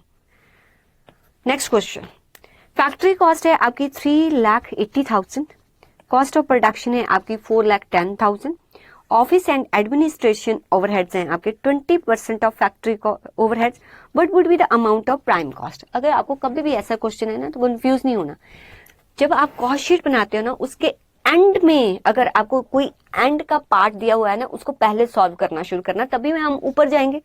जो एंड का पार्ट हमारा फैक्ट्री कॉस्ट है कि कॉस्ट ऑफ प्रोडक्शन, इस केस में कॉस्ट ऑफ प्रोडक्शन है। आप मुझे बताओ cost of production is equal to what, cost of production किसके इक्वल टू होती है, आपका cost of production equal to होता है अगर हम अपनी फैक्ट्री कॉस्ट में ऐड कर दें एडमिन एक्सपेंसेस, वही होता है। ठीक है, फैक्ट्री कॉस्ट आपका कॉस्ट ऑफ प्रोडक्शन कितना दिया हुआ है 4,10,000, फैक्ट्री कॉस्ट आपको कितना दिया हुआ है 3,80,000, आप ऐड क्या करेंगे प्लस एडमिन एक्सपेंस। अच्छा, यहां से मुझे एडमिन एक्सपेंस पता चल जाएंगे, पता चल गए। ठीक है, कितना आ गया 4,10,000 में से 380 गया, इट्स 30,000। अब admin expenses equals to what, admin expenses आपके किसके इक्वल टू हैं, एडमिन एक्सपेंसेस आपको बताया हुआ है कि 20% है किसका, फैक्ट्री ओवरहेड्स का। अब मुझे एडमिन एक्सपेंसेस तो पता है, एडमिन एक्सपेंसेस है 30,000 डिवाइडेड बाय 20 मल्टीप्लाई बाय 100, तो आपको क्या पता चल जाएगा आपके फैक्ट्री ओवरहेड्स। तो हमारे फैक्ट्री ओवरहेड्स कितने आ गए, तो फैक्ट्री ओवरहेड्स आपका आ गया अराउंड 1,50,000। अब मुझे बताइए कि अगर हमें प्राइम कॉस्ट निकालनी है, ठीक है, आपका फैक्ट्री कॉस्ट में से जो भी फैक्ट्री कॉस्ट है अगर मैं कॉस्ट शीट देखूं, फैक्ट्री कॉस्ट है उसमें ऊपर होता है फैक्ट्री ओवरहेड्स, फिर होता है प्राइम कॉस्ट। अगर मैं फैक्ट्री कॉस्ट में से फैक्ट्री ओवरहेड्स को माइनस कर दूं तो मेरे पास क्या आ जाएगी प्राइम कॉस्ट। तो prime cost plus factory overhead equal to factory cost होती है। अब जो आपको पता है, आपको फैक्ट्री ओवरहेड्स पता है, फैक्ट्री कॉस्ट पता है, राइट। इन 3,80,000 में से 1,50,000 माइनस किया तो मेरे पास प्राइम कॉस्ट। तो ऐसे आप जो है ऐसे रिवर्स में जाएंगे, आपका जो है जो भी आपको वैल्यू जिसकी भी पूछी होगी वो आपको मिल जाएगी। ठीक है, आप चाहो तो इसको क्या कर सकते हो, आप एक कॉस्ट शीट भी बना सकते हो, उसके अकॉर्डिंग भी आप इसको सॉल्व कर सकते हो। वो भी मैं एक बार आपको बता देती हूँ। अगर आपको ऐसा प्रॉब्लम लगे तो आप और कैसे करेंगे, आप ऐसे कर सकते हो कि आपका जो भी कॉस्ट ऑफ प्रोडक्शन है, जो भी आपको दिया हुआ है, राइट, यहाँ पर लिख देना कॉस्ट ऑफ प्रोडक्शन आपका कितना है 4,10,000। जब आप ऑपोजिट डायरेक्शन में जाते हो ना तो जो चीजें आप ऐड कर रहे थे वो लेस करनी है, जो लेस कर रहे थे वो ऐड करनी है। अब इसमें से लेस करोगे आप क्या, अपने एडमिन एक्सपेंसेस जो कि हमें नहीं दिए। ठीक है, एडमिन एक्सपेंसेस माइनस करेंगे तो मेरे पास क्या आ जाएगा फैक्ट्री कॉस्ट। फैक्ट्री कॉस्ट दिया हुआ है, फैक्ट्री कॉस्ट कितना है 3,80,000, तो ये निकल जाएगा, ये कितना आएगा 30,000। फिर इसमें से लेस करेंगे फैक्ट्री ओवरहेड। वो कैसे निकालेंगे, आपके एडमिन एक्सपेंसेस जो है वो फैक्ट्री ओवरहेड्स का कितना है 20%। इट मींस कि दिस रिप्रेजेंट टू व्हाट 20। आपको पता क्या करना है, फैक्ट्री ओवरहेड्स 100, तो ये आपके कितने आ जाएंगे 1,50,000। ये अगर मैंने लेस कर दिया 1,50,000 3,80,000 में से, तो मेरे पास कितना आ गया 2,30,000। तो जब आप फैक्ट्री कॉस्ट में से फैक्ट्री ओवरहेड्स लेस कर देते हो तो आपके पास क्या आ जाता है प्राइम कॉस्ट। आप जैसे ऐसे कर लो या ये फॉर्मूला लगा के कर लो, ठीक है, दोनों ढंग से आपका जो भी उसने रिक्वायरमेंट पूछी होगी वो सॉल्व हो जाएगी। Next question, question number 4, the following information available to a Z Limited for the financial year ending 31st March 2016. आपको डायरेक्ट मटेरियल दिया है, डायरेक्ट वेजेस दिया है, प्रोडक्शन ओवरहेड. अब ध्यान दो, ये 75% वेरिएबल है, इसका 75% करो तो 2,40,000 का 75% करो, कितना आ रहा है? ओके, 1,00,000 बोलो 80,000. तो 1,80,000 जो है ये वेरिएबल है. अगर if it is variable 1,80,000, it mean 60,000 इसमें से क्या है, वो फिक्स्ड है, वो अलग कर लेना है आपने. देन आपको बताया सेलिंग एंड डिस्ट्रीब्यूशन 50% फिक्स्ड है. 50% फिक्स्ड का मतलब कि 1,60,000 है तो 80,000 फिक्स्ड है और 80,000 क्या है, हमारा वेरिएबल है.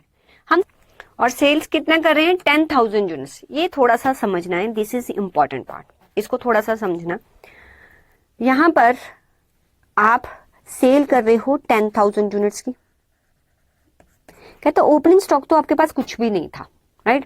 क्लोजिंग स्टॉक अभी भी आपके पास 5,000. अगर पिछला कोई स्टॉक नहीं पड़ा था, 10,000 यूनिट हमने सेल कर दिए और 5,000 अभी भी गोडाउन में पड़े हुए हैं, इट मीन्स कि हमने कितने प्रोडक्शन किया होगा. इट मीन्स ये इंफॉर्मेशन है, ये कितने यूनिट्स की है, 15,000 यूनिट्स की. तो यहां से हमें इंफॉर्मेशन निकालनी है कि जो आपको ये सारा इंफॉर्मेशन दिया हुआ है ये कितने यूनिट्स का है. कैसे पता चलेगा कि कितने यूनिट्स हमने प्रोड्यूस किए, जितना आपने सेल कर दिया, ठीक है, कि जितना आपने सेल, देखो सेल्स कैसे निकलता है, सेल आपका कैसे निकलता है, जितना भी ओपनिंग स्टॉक होता है, दिखाई दे रहा है, ओपनिंग स्टॉक जितना आप प्रोड्यूस करते हो और माइनस क्लोजिंग स्टॉक. अब आपको सेल्स कितना दिया हुआ है, 10,000. ओपनिंग स्टॉक जो है आपका नील है, प्लस प्रोडक्शन हमें पता नहीं है, प्रोडक्शन हमें पता नहीं है, क्लोजिंग स्टॉक हमें पता है 5,000. इट मीन्स के 10,000 प्लस 5,000, तो हमारा प्रोडक्शन इस बार कितना हुआ होगा, 15,000. ये 15,000 यूनिट्स की आपको जो है इंफॉर्मेशन दे रखी है. तो दिस इज वेरी इंपॉर्टेंट, इसको एक बार प्रैक्टिस जरूर करना है. अब आपसे वो पूछ रहा है, कोई WIP नहीं है, कुछ नहीं दिया हुआ उसने. अब आपसे पूछ रहा है कि for the year 16-17 it is estimated that, 16-17 के लिए एस्टिमेट लगाए कि आउटपुट इंक्रीज होगी 1/3. अगर आउटपुट इंक्रीज हो रही है 1/3 मीन्स प्रीवियसली हम 15,000 यूनिट्स बना रहे थे, अब आप 1/3 अगर इसका इंक्रीज करोगे, इसका 15,000 का 1/3 करो, कितना, 5,000. मतलब अब हम आउटपुट कितना बनाएंगे, 20,000 यूनिट. अब मुझे बताओ थोड़ा सा, अगर 1/3 आपको प्रॉब्लमैटिक लग रहा है, ठीक है, आप ऐसे भी तो कर सकते हो ना कि 5,000 यूनिट्स जो इंक्रीज हुए हैं 15,000 के पीछे, तो 100 के पीछे कितना हो गया, वो आपका आएगा 33 1/3. जब 1/3 को ही 100 से कर दो तब भी ये आएगा. तो हमारी आउटपुट कितने से इंक्रीज हो रही है, 33 1/3 परसेंटेज से. और आपने जब भी आउटपुट का इंपैक्ट अपनी वेरिएबल कॉस्ट में देना है तो आपने क्या करना है, इसको 100 में प्लस कर देना है, 133 1/3%. और मैंने क्या बोला कि सीधा 4/3 से क्या कर दो, मल्टीप्लाई कर दो. ठीक है, इट्स अप टू यू, आप कुछ भी कर सकते हैं इसमें. जैसे कि आप अगर यूनिट्स लेने हैं, 20,000 यूनिट्स है, उसके अकॉर्डिंग अगर पर यूनिट पहले निकाल लो 3,45,000 जो आपका मटेरियल कॉस्ट है, ये 20,000 यूनिट्स के लिए, तो पर यूनिट आप कॉस्ट निकाल लो. ये आपका ये है आपका 15,000 यूनिट्स जो प्रीवियसली हम बना रहे हैं. अब कितने बनाएंगे, अब हम बनाएंगे 20,000 यूनिट. तो 20,000 यूनिट्स के लिए कितना होगा, या डायरेक्टली 3,45,000 मल्टीप्लाई बाय जो आउटपुट का आपने इंपैक्ट देना है 133 1/3%, या मल्टीप्लाई बाय 4/3 कर दो. ठीक है, फिर वो कह रहा है कि sales quantity will increase by 50%. Okay, sales quantity increase होगी 50%. अगर हम प्रीवियसली 10,000 यूनिट सेल कर रहे थे, प्रोडक्शन तो हमें पता चल गया प्रोडक्शन हम कितना करेंगे. ठीक है, हमने ये देख लिया कि इस बार हमने कितना प्रोड्यूस किया, 15,000 यूनिट. अब 1/3 क्योंकि इंक्रीज होगा हमारा आउटपुट में, तो 5,000 यूनिट्स और बनाएंगे. तो अल्टीमेटली हम 16-17 में 15,000 प्लस 5,000 20,000 की प्रोडक्शन करेंगे. बट सेल कितना करेंगे, कहता सेल आपकी इंक्रीज हो जाएगी 50% से. तो 10,000 का 50% किया तो सेल मेरी कितनी होगी, 15,000 यूनिट्स. सेल कितनी हो जाएगी, 15,000 यूनिट्स. ये थोड़ा ध्यान रखना है. 20,000 यूनिट्स जो है प्रोड्यूस करेंगे, सेल करेंगे आप 15,000 यूनिट्स की. और एडिशनल एडवर्टीजमेंट एक्सपेंसेस, इस पे कोई इंपैक्ट नहीं, ये तो एंड में एज इट इज आप ऐड कर देना. Assume that opening stock is first sold before using the current year's output. It means कि वो बोल रहा है कि FIFO मेथड लगाना, उसके अकॉर्डिंग जो है आप अपना क्लोजिंग स्टॉक की वैल्यू निकालना. मटेरियल आपका इंक्रीज हो जाएगा 5% से. अब थोड़ा सा मैं इसको क्लियर करती हूँ. अब हम थोड़ा यहाँ पर जो उसने बोला है वो लिखते हैं. अब ध्यान से सुनना. देखो प्रीवियसली हम 15,000 यूनिट्स बना रहे थे, अब कितने बनाएंगे? 20,000 यूनिट्स. तो अल्टीमेटली जो हमारा इंक्रीज आउटपुट में हो रहा है वो 4/3 हो रहा है. तो जो 3,45,000 है, 3,45,000 इसको 4/3 और कहता मटेरियल प्राइस इंक्रीज हो जाएगा 5% और 105. यही इंपैक्ट देंगे. ठीक है, किसके लिए? 16-17 के लिए जब हम कॉस्ट स्टेटमेंट बनाएंगे. नेक्स्ट, वेज रेट इंक्रीज हो जाएगा 5% while the direct labour efficiency decrease. अब एफिशिएंसी डिक्रीज हो रही है. वेज रेट हमारा कितना है? 3,90,000.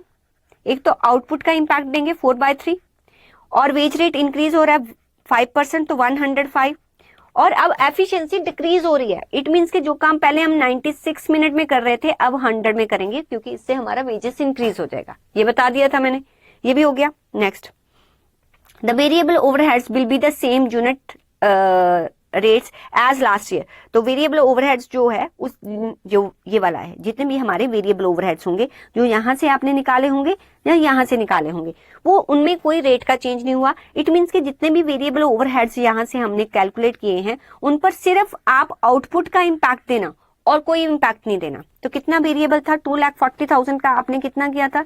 75%. बताओ, मैंने इरेज कर दिया.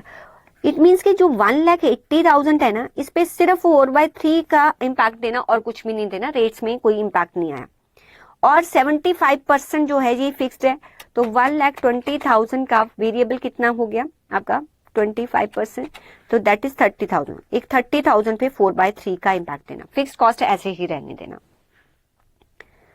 और यहाँ पर 50% है, बाकी 80,000 जो बचेगा, एक 80,000 पर आप 4/3 का इंपैक्ट देंगे. फिर कहता है फिक्स्ड प्रोडक्शन ओवरहेड. अच्छा, प्रोडक्शन ओवरहेड जो होंगे फिक्स्ड, सिर्फ प्रोडक्शन के बारे में बात कर रहा है. तो प्रोडक्शन जो ओवरहेड होंगे जो कि 60,000 हो गए क्योंकि 2,40,000 में से 180 तो वेरिएबल है, बाकी कितना बचा? 2,40,000 में से 180 तो वेरिएबल है, तो बाकी कितना बचा आपका? 60. उस पर इंक्रीज हो रहा है 25% तक. इट मींस कि इस पर आउटपुट का इंपैक्ट मत देना, इस पर सिर्फ 125 करना.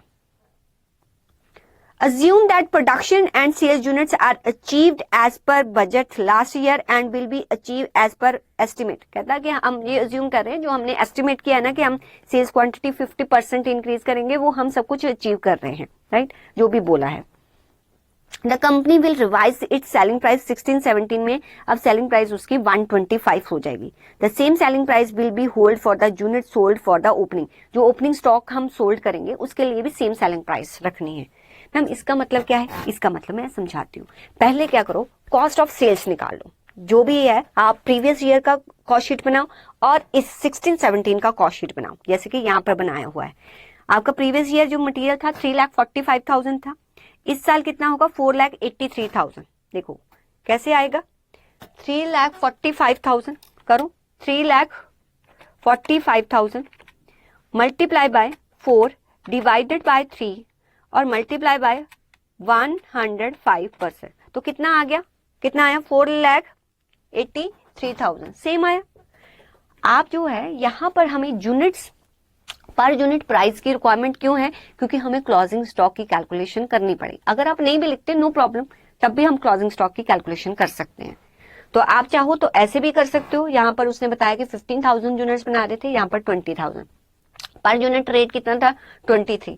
तो 23 में अब क्या हो गया? 23 में 5% इंक्रीज हो जाएगा. अब रेट कितना हो जाएगा? 23 मल्टीप्लाई बाय 105% करो, 100 तो 24.15.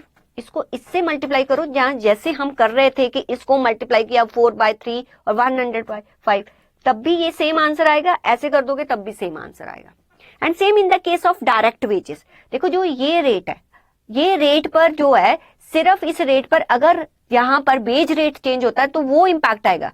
26 में वो कहता है 5% जो है वो इंक्रीज हो गया बेज रेट, तो 26 मल्टीप्लाई बाय 105% करो। क्या 25% था, कितना था भाई, 5% है, हाँ 25% किया, ठीक है। तो हमारे पास कितना है 27.3, लेकिन अब एफिशिएंसी जो है वो डिक्रीज हो गई है, ठीक है, वो उसका इम्पैक्ट देना है, तो उसके लिए क्या करते हैं, डिवाइडेड बाय 96 वो किया, तो आपका आ गया 28.4375। ऐसे कर दो, जब पूरे अमाउंट को जैसे हम करते थे, जब पूरे अमाउंट को ऐसे मल्टीप्लाई करोगे तब भी सेम आंसर आएगा। It's up to you.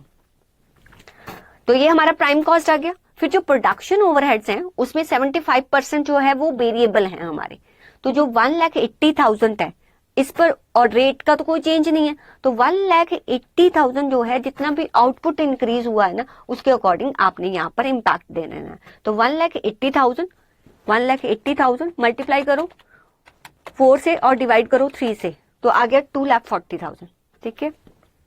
आपको ये पर यूनिट बीच में बनाना, बनाओ, नहीं बनाना मत बनाओ। फिर फिक्स्ड जो है, फिक्स्ड के लिए उसने क्या बोला है कि जो फिक्स्ड ओवरहेड्स आपका प्रोडक्शन ओवरहेड्स है वो 25% से इंक्रीज होगा, तो 60,000 का 125% करो, 60,000 का 125%, तो 75,000 आ गया, राइट। तो वो आपका क्या आ जाएगा, फैक्ट्री वर्क कॉस्ट। फिर एडमिन में भी वेरिएबल और फिक्स्ड है, फिक्स्ड तो चेंज नहीं होगा, इनमें तो कोई चेंजेस नहीं बोला, हाँ वेरिएबल में आपने आउटपुट का चेंज दे देना है। ये आपके पास कॉस्ट ऑफ प्रोडक्शन आ गया। अब ध्यान से सुनना है, बस अब ध्यान से सुनना है, ये मेरा कॉस्ट ऑफ प्रोडक्शन आ गया, ये देखो, ये कॉस्ट ऑफ प्रोडक्शन 16-17 का, ये प्रीवियस ईयर का। ओपनिंग स्टॉक हम ऐड करते हैं। अब ओपनिंग स्टॉक इस साल में तो नहीं है, इस साल में तो नहीं है। अब देखो, लेकिन जो ओपनिंग स्टॉक यहाँ पर तो है नहीं, लेकिन क्लोजिंग स्टॉक तो बोला है। अब ये जो क्लोजिंग स्टॉक है इसकी कितनी वैल्यू लूं, इसकी वैल्यू कैसे निकालते हैं, अगर आपने पर यूनिट वाला नहीं भी बनाया तो 10,95,000, 10 लाख यहां पर लिख दूं, 10,95,000 ये कॉस्ट कितने यूनिट्स की है, कितने यूनिट्स प्रोड्यूस किए, 15,000 डिवाइडेड बाय 10,95,000 डिवाइडेड बाय 15,000 करो, तो कितना आया 73, तो 73 पर यूनिट। तो इसी में से जो 15,000 यूनिट है उसी में से ये 5,000 यूनिट बचे हैं, उसको 73 से मल्टीप्लाई करो। This is the value of closing stock जो हमारा प्रीवियस ईयर था, उसकी आ गई। और ये हमारा आ गया जब हम ओपनिंग और क्लोजिंग फिनिश गुड्स का एडजस्टमेंट कर देते हैं तो ये हमारे पास आ जाता है कॉस्ट ऑफ गुड्स सोल्ड। और अब उसने इसमें सेलिंग एंड डिस्ट्रीब्यूशन एक्सपेंसेस करेंगे, इसमें इतने तो वेरिएबल हैं, तो वेरिएबल हमने लिख दिए, ये फिक्स्ड है वो लिख दिए, कोई हमारा एडवर्टीजमेंट एक्सपेंसेस नहीं है। तो ये लास्ट ईयर का हमारा टोटल कॉस्ट है, 8,90,000 लास्ट ईयर का कॉस्ट है, बस इसके में तो इतना ही बताना है। अब जो है, अब जो एस्टिमेटेड ईयर है, अब आपने जो लास्ट ईयर का क्लोजिंग है वो एस्टिमेटेड ईयर का क्या होगा, ओपनिंग होगा। तो यहां पर आके ये 5,000 ऐड करना है। अगर आपको क्लोजिंग ओपनिंग स्टॉक दिया होगा तो जब आप नेक्स्ट ईयर का एस्टिमेट करेंगे ना तो यहां पर उसका इंपैक्ट देंगे। अब ये 5,000 किस कॉस्ट पे रिकॉर्ड होगा, इसी कॉस्ट पे रिकॉर्ड होगा, 73 पे रिकॉर्ड होगा, ठीक है। यहां पर रिकॉर्ड करना और लेस करना क्लोजिंग स्टॉक। मुझे बताओ क्लोजिंग स्टॉक कितना बचता है, कितना बचेगा, इधर आओ, इधर आओ, देखो देखो, हम इस साल मतलब 16-17 में हम कितने यूनिट प्रोड्यूस कर रहे हैं, 20,000। उसने क्या कहा कि सेल जो है, सेल्स हमने इंक्रीज करनी है 50% से। प्रीवियसली सेल्स कितना हो रहा था 10,000, 50% से सेल इंक्रीज करूंगी तो मेरा सेल कितना हो जाएगा 15,000। मेरे क्लोजिंग स्टॉक में कितना पड़ा होगा 5,000, नो, क्यों, क्योंकि 20,000 तो मैंने इस साल प्रोड्यूस किए हैं। लास्ट ईयर का जो क्लोजिंग स्टॉक था इस साल मेरे इसमें ऐड हो जाएगा, मेरे पास टोटल यूनिट पड़े होंगे 25,000 जिसमें से सेल हुए हैं 15,000। इट मीन्स मेरे स्टॉक में होगा 10,000। अब ये 10,000 किस रेट पे रिकॉर्ड करना है, हम फीफो मेथड मानते हैं। फीफो मेथड का मतलब क्या है, ये जो 15,000 का सेल हुआ है ना वो 5 इसमें से हुआ होगा और जो 10 है वो इसमें से हुआ होगा और इसी में 10 में से क्लोजिंग स्टॉक बच रहा होगा। और किस रेट पे बच रहा होगा, जितने भी आपने 20,000 यूनिट्स जो बनाए हैं उनका जो भी कॉस्ट ऑफ प्रोडक्शन है, कॉस्ट ऑफ प्रोडक्शन कितना आया आपका 14,96,750। इसको 24,000 से डिवाइड, कितने यूनिट्स बना रहे 20,000, इसको 20,000 यूनिट से डिवाइड कर दो तो पर यूनिट इतना आएगा। क्लोजिंग स्टॉक को इसी रेट पर आप रिकॉर्ड करेंगे, इसी रेट पे रिकॉर्ड करेंगे, ठीक है। तो अब जब आपने इस रेट पे आपने रिकॉर्ड कर दिया तो आपके पास जो भी बचेगा that is your cost of goods sold. तो आपका कॉस्ट ऑफ गुड्स सोल्ड जो है वो इतना आएगा। अब कॉस्ट ऑफ गुड्स सोल्ड आपने यहाँ पर लिखा, इसको आप 20,000 units cost of goods sold ये कितने यूनिट्स का है, 15,000 यूनिट्स का। इसको अगर आप जो है, क्योंकि यही यूनिट्स आपके सोल्ड हुए, 15,000 से डिवाइड करोगे तो यही रेट निकल के आएगा। देखो 11,13,375 डिवाइडेड बाय हाउ मच, 15,000, तो आपका रेट यही आएगा। तो आपको रेट लिखने की जरूरत नहीं है, रेट जो है इतना बड़ा बनाने की जरूरत नहीं है। रेट आप निकाल सकते हो। क्लोजिंग स्टॉक का रेट कैसे निकालना, जो भी आपका कॉस्ट ऑफ प्रोडक्शन है, जितने यूनिट प्रोड्यूस किए उससे डिवाइड कर दो, वही क्लोजिंग स्टॉक होगा। जो आपका कॉस्ट ऑफ गुड्स सोल्ड होगा वो तो जो गुड्स सोल्ड कर रहे हो उन्हीं का कॉस्ट है। तो कितनी गुड्स सोल्ड कर रहे हैं, 15,000, ठीक है। अब वो कह रहा है कि जो वेरिएबल एक्सपेंसेस है ना, तो वेरिएबल एक्सपेंसेस में तो आउटपुट का इम्पैक्ट देना 4/3, वो इम्पैक्ट दे देना, तो आपका 1,20,000। लेकिन जो फिक्स्ड है वो तो एज इट इज रहेंगे, बट और एडवर्टीजमेंट एक्सपेंसेस हम कर रहे हैं वो आप एक्स्ट्रा यहाँ पर लिखेंगे। तो this is our total cost. और उसने ये बताया कि आप जो भी यूनिट सोल्ड करेंगे वो पर यूनिट 125 पर करेंगे, तो सेल्स प्राइस आप माइनस कर दीजिए। This is our profit of 1617, right. इस क्वेश्चन को एक बार आप जरूर ट्राई करेंगे, very important. Every type of concept इस क्वेश्चन के थ्रू आपका कवर होता है। चलिए नेक्स्ट चलते हैं। Fifth question, this is also very important, this is also very important. इसको करवाने से पहले मैं कुछ आपको बता देती हूँ, फिर हम इस क्वेश्चन को करेंगे। ये क्वेश्चन जो है ना, ये क्वेश्चन मतलब अल्टीमेटली बैच से लिया हुआ है, बैच कॉस्टिंग से।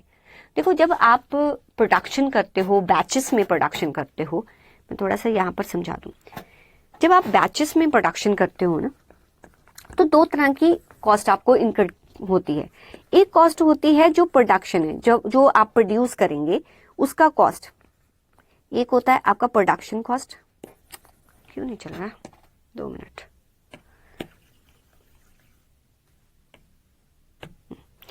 देखो बैचेस में जब प्रोडक्शन किया जाता है तो दो तरह की कॉस्ट होती है। एक होती है प्रोडक्शन कॉस्ट, हाँ वहां पर पेन नहीं चल रहा था, यहाँ पर देखते हैं। ओके, मैं इसके बारे में आपको बोल रही थी कि जब हम बैचेस में प्रोडक्शन करते हैं, अगर हम बैचेस में प्रोडक्शन करते हैं देन उस केस में क्या होता है कि हमारा जो एक तो होता है प्रोडक्शन कॉस्ट, एक हमारा होता है प्रोडक्शन कॉस्ट, और एक हमारा होता है, एक है प्रोडक्शन और एक हमारा आता है सेटअप कॉस्ट। सेटअप कॉस्ट, देखो सेटअप कॉस्ट क्या होता है कि एक बार मशीन को आपने सेटअप किया, उसमें कितने भी यूनिट्स बनाओ, 10 बनाओ, 100 बनाओ या 1000, सेटअप कॉस्ट टोटल में तो सेम रहेगा क्योंकि एक बार सेटअप कॉस्ट करने का खर्चा आएगा। लेकिन जो पर यूनिट होता है सेटअप कॉस्ट वो चेंज होता है, क्योंकि जितने यूनिट्स बनाओगे उसके अकॉर्डिंग चेंज होता रहेगा। But if we talk about production cost, तो अगर 10 यूनिट्स बनाने के लिए 20 जो है लगता है कॉस्ट, तो 1000 को बनाने के लिए अगर 1 यूनिट का कॉस्ट, अगर मैं ऐसे बात करूं, नॉट ऐसे, अगर मैं ये करूं कि प्रोडक्शन कॉस्ट जो है वो आपका है 20 पर यूनिट, ठीक है। अगर 10 यूनिट्स बनाओगे तो 10 मल्टीप्लाई बाय 20 आएगा, अगर 100 बनाओगे तो 100 मल्टीप्लाई बाय 20 आएगा, 1000 बनाओगे तो 1000 मल्टीप्लाई बाय 20। इट मीन्स ये पर यूनिट सेम रहता है बट टोटल में चेंज होता है। तो दिस इज द डिफरेंस। तो इसी पर ही बेस्ड ये क्वेश्चन है। यहां पर दिया हुआ है कि components city pride is made entirely cost centre 200 में बनता है। मटेरियल कॉस्ट जो है वो 6 पैसा है। आपका मटेरियल कॉस्ट दिया हुआ है। मटेरियल कॉस्ट जो है, आप बताइए कि मटेरियल कॉस्ट जो है अगर पर कंपोनेंट है ये तो सेम ही रहेगा। कितनी है, 0.06, ठीक है। जितने कंपोनेंट बनेंगे उतना जो है मटेरियल जो है वो इंक्रीज होता जाएगा टोटल में। And each component takes 10 minutes, और हर कॉम्पोनेंट पर 0.06 खर्चा आता है। हर कॉम्पोनेंट को बनाने के लिए 10 मिनट्स लगते हैं। The machine operator is paid 72 पैसा पर आवर। मशीन ऑपरेटर को हम कितना देते हैं, 72 पैसा पर आवर। मीन्स उसको हम, अगर हम मशीन ऑपरेटर की बात करें तो मशीन ऑपरेटर को दिया जाता है 0.72 पैसा ये है पर आवर, राइट। और आपका मशीन आर और मशीन का जो खर्चा होता है, मशीन की चलने का खर्चा जो होता है वो मशीन का खर्चा है, ये ऊपर ऑपरेटर का दिया हुआ है, ये मशीन का खर्चा दिया हुआ है 1.50, ये भी पर आवर है, तो ये पर आवर आपको दिया हुआ है। Setting up machine is to produce the component city pride takes 2 hours. Setup करने के लिए हमें लगता है 2 आवर्स 30 मिनट्स। अब थोड़ी सी बात यहाँ पर समझो कि अगर एक बार मशीन को सेटअप करने में 2 आवर्स 30 मिनट्स लगता है तो उस पर कितना खर्चा आता होगा। तो क्या क्या खर्चा आता होगा, उसको सेटअप करने के लिए मशीन ऑपरेटर यूज होता होगा और मशीन के अदर खर्चे भी आते होंगे। तो अगर सेटअप करने के लिए आपको 2 आवर्स 30 मिनट्स लगते हैं, ठीक है, तो टोटल आपका सेटअप कॉस्ट कितना आएगा बताओ। आपका टोटल सेटअप कॉस्ट कितना आएगा, ऑपरेटर का कॉस्ट निकाल लो और आप मशीन का कॉस्ट निकाल लो, ऑपरेटर का कॉस्ट निकाल लो और मशीन का कॉस्ट निकाल लो। ऑपरेटर का कॉस्ट कैसे निकलेगा, दिस इज 0.72 पर आवर और कितना टाइम लगता है 2 आवर्स 30 मिनट्स। इसको मैं 2.5 आवर भी बोल सकती हूँ। कैसे, देखो 60 मिनट्स का 1 आवर होता है, तो 30 मिनट्स का कितना आवर हो गया, 1/60 इंटू 30, तो कितना आ गया 3/2, 1/2, 1/2 को 0.5 बोल सकते हैं, इसलिए मैं यहाँ पर 2.5 आवर बोल सकती हूँ, ठीक है। तो ऑपरेटर का खर्चा कितना आएगा 2.5, अगर 7.72 पर आ रहा है तो 2.5 आवर का कितना आएगा 0.72 से मल्टीप्लाई कर दो। ऐसे ही मशीन का खर्चा कितना आएगा 2.5 मल्टीप्लाई बाय, ठीक है, मशीन का पर आवर खर्चा कितना है 1.50। तो यहां पर ये मेरे पास टोटल सेटअप कॉस्ट निकल आएगी। और on the basis of this information prepare a cost sheet showing the production setting up cost both in total और पर कंपोनेंट। अब उसने बोल दिया जब भी आप कॉस्ट शीट बनाओ आपको सेटअप और प्रोडक्शन दोनों को अलग अलग दिखाना है, उसको पर कंपोनेंट भी दिखाना है, टोटल में भी दिखाना है। अज्यूमिंग दैट बैच, अगर हम 10 कंपोनेंट्स का बनाएं, 100 कंपोनेंट्स का बनाएं, 1000 कंपोनेंट्स का बनाएं, बस आपने एक बात का ध्यान देना है। देखो जो सेटअप कॉस्ट आएगी वो तो सेम इतनी ही आएगी, सेटअप कॉस्ट तो यही आएगी। सेटअप कॉस्ट कितनी होगी हमारी सेटअप कॉस्ट हमारी हो जाएगी, यहाँ पर लिखती हूँ, सेटअप कॉस्ट कितनी हो जाएगी 2.5 इंटू 0.72 और 2.5 इंटू 1.50, ये टोटल हो जाएगी हमारी सेटअप कॉस्ट। तो बताइए कितनी है 2.5 इंटू 0.72 1.80 और दूसरा कितना आया 2.5 इंटू 1.50, ये हो गया 3.75। आप 10 कंपोनेंट्स बनाओ, 1000 कंपोनेंट्स बनाओ, आपका टोटल सेटअप कॉस्ट तो इतना ही आएगा 5.55, ये आपका टोटल सेटअप कॉस्ट आएगा। लेकिन प्रोडक्शन कॉस्ट जो है वो पर यूनिट तो सेम रहेगा लेकिन टोटल में चेंज होगा। अब प्रोडक्शन कॉस्ट, अगर आप 10 कंपोनेंट्स बनाते हैं, 10 कंपोनेंट्स बनाते हैं, अब प्रोडक्शन कॉस्ट में क्या क्या कॉस्ट आएगी, एक तो मटेरियल की आएगी, एक आपका ऑपरेटर का कॉस्ट आएगा मतलब वेजेस, ठीक है, और थर्ड आपका मशीन का कॉस्ट आएगा। पर यूनिट कितना है, आपको मटेरियल उसने बोला है कि पर यूनिट जो है वो पर यूनिट है 0.06, ठीक है। ऑपरेटर जो है, ऑपरेटर का आपको बताया हुआ है कि आपका 10 मिनट्स में एक यूनिट बनता है। अब एक यूनिट को बनाने के लिए ऑपरेटर को कितना पे करते होंगे, तो यहां पर आप ऐसे कर सकते हो कि मशीन ऑपरेटर का उसने बताया है, मशीन ऑपरेटर का बताया कि 0.72 पर आवर है, राइट। 1 यूनिट को बनाने के लिए कितने लगते हैं 10 मिनट्स, ठीक है। तो इट मीन्स कि अगर आप 72 पर आवर के लिए देते हो, इट मीन्स मैं ये कह सकती हूँ कि अगर आप 72 कितने मिनट्स के देते हो 60 मिनट पर आवर, यही है, तो 10 मिनट्स के लिए कितना पे करोगे 0.72 60 और मल्टीप्लाई बाय 10 कर दो, तो 0.72 डिवाइडेड बाय 60 मल्टीप्लाई बाय 10, तो एक एक कंपोनेंट बनाने के लिए ऑपरेटर को कितना दोगे 0.12, राइट।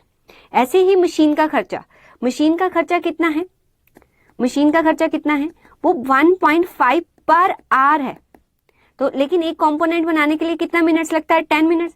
अगर 1.5 1.50 आप 60 मिनट्स के लिए देते हो तो 10 मिनट्स के लिए कितना खर्चा आएगा, 1.50 डिवाइडेड बाय 60 इंटू 10, तो ये आएगा आपका 0.25। बस अब 10 कंपोनेंट बना रहे हो तो 10 से मल्टीप्लाई कर दो, 100 बना रहे हो तो 100 से मल्टीप्लाई कर दो, 1000 बना रहे हो तो 1000 से मल्टीप्लाई कर दो। तो ये आपका पर कंपोनेंट कितना पड़ गया, 0.06 प्लस 0.12 प्लस 0.25, तो ये आ गया आपका 0.43। तो आप देखो 0.43, तो यहां पर अगर आप पर कंपोनेंट देखेंगे, कहीं पर भी आप पर कंपोनेंट अगर देखेंगे तो ये आपका पर कंपोनेंट 0.43 आएगा हर जगह पर, ये ठीक है। टोटल से मल्टीप्लाई कर दीजिए तो आपका टोटल कॉस्ट आ जाएगा।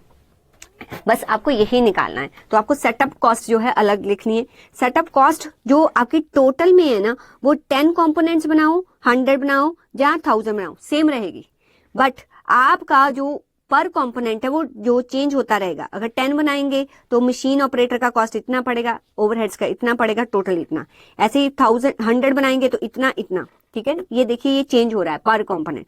बट जो प्रोडक्शन कॉस्ट होगा ना, प्रोडक्शन कॉस्ट जो है वो आपका पर कंपोनेंट तो सेम रहेगा, लेकिन टोटल में 10 बनाएंगे तो 60 हो जाएगा, ये 1.20, ये 2.50।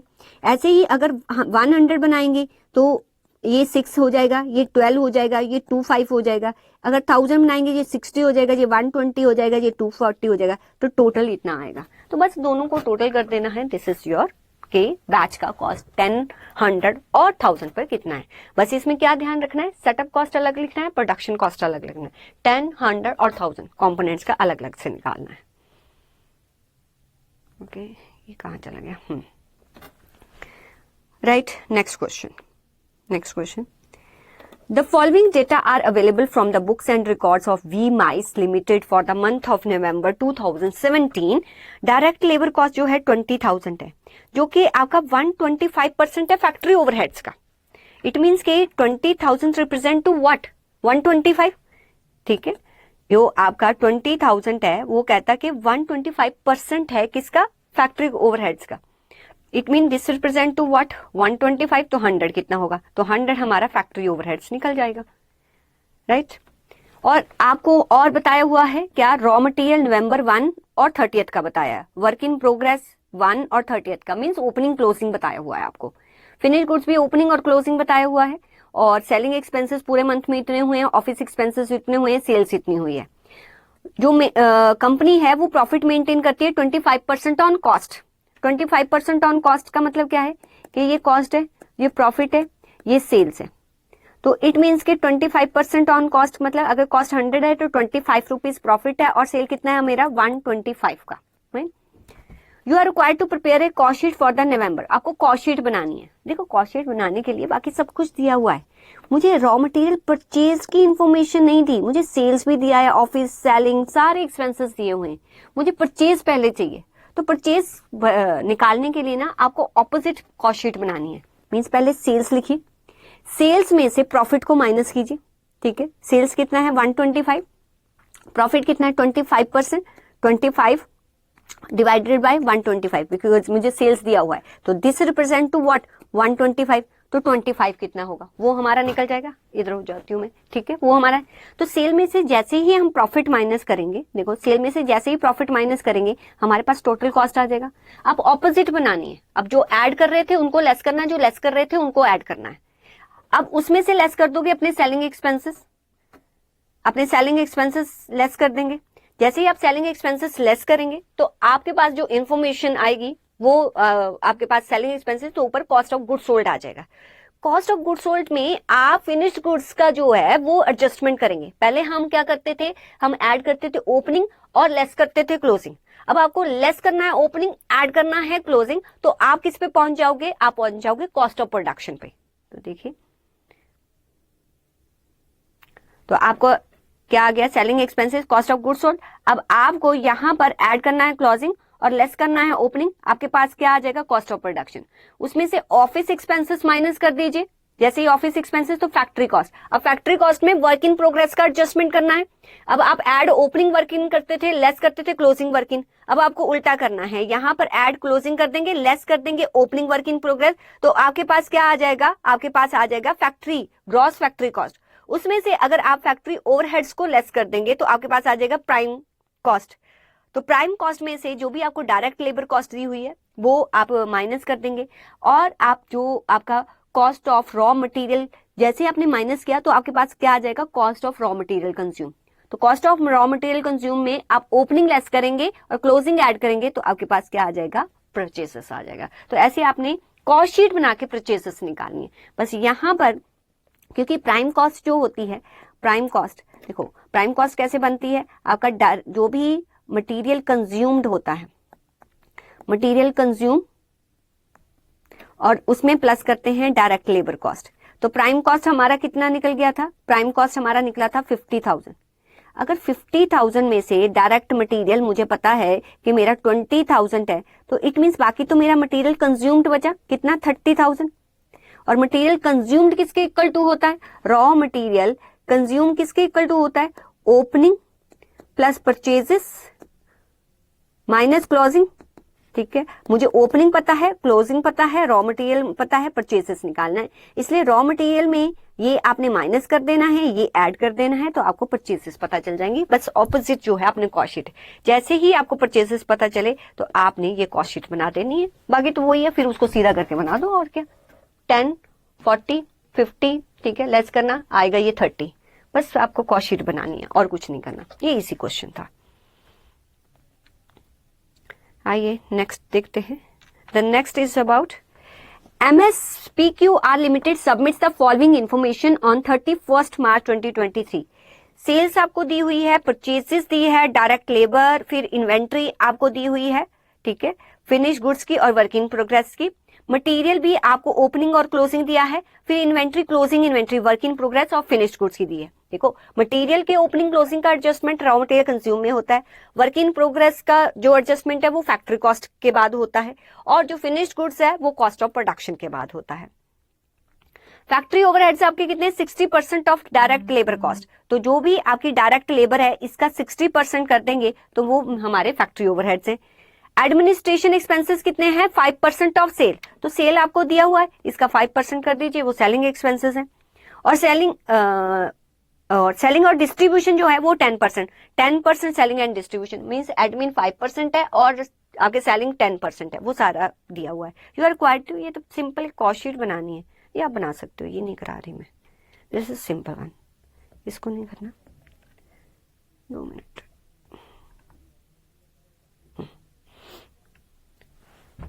ये आप कर सकते हो। 8th क्वेश्चन पे आते हैं। 8th question, Sun and Moon Limited is a leading hardware manufacturing startup. It manufactured sold 200 computers in the year 2022. Okay, 200 computers बनाता है, ये 2022 की बात कर रहा है। Summarize trading P&L of SML for the year 2022. जो उसका ट्रेडिंग P&L दिया हुआ है वो सारा दिया हुआ है कि कॉस्ट ऑफ मटेरियल कंज्यूम्ड इतना है, डायरेक्ट वेजेस इतनी है, मैन्युफैक्चरिंग चार्जेस इतने हैं, ग्रॉस प्रॉफिट इतना है, अदर सारे एक्सपेंसेस ये दिए हुए हैं। Okay, The management of SML estimated following facts for 2023 के लिए हम एस्टिमेट लगा रहे हैं। जैसे पिछला हमने कॉस्ट शीट बनाई है उसके अकॉर्डिंग हम एस्टिमेट बनाएंगे।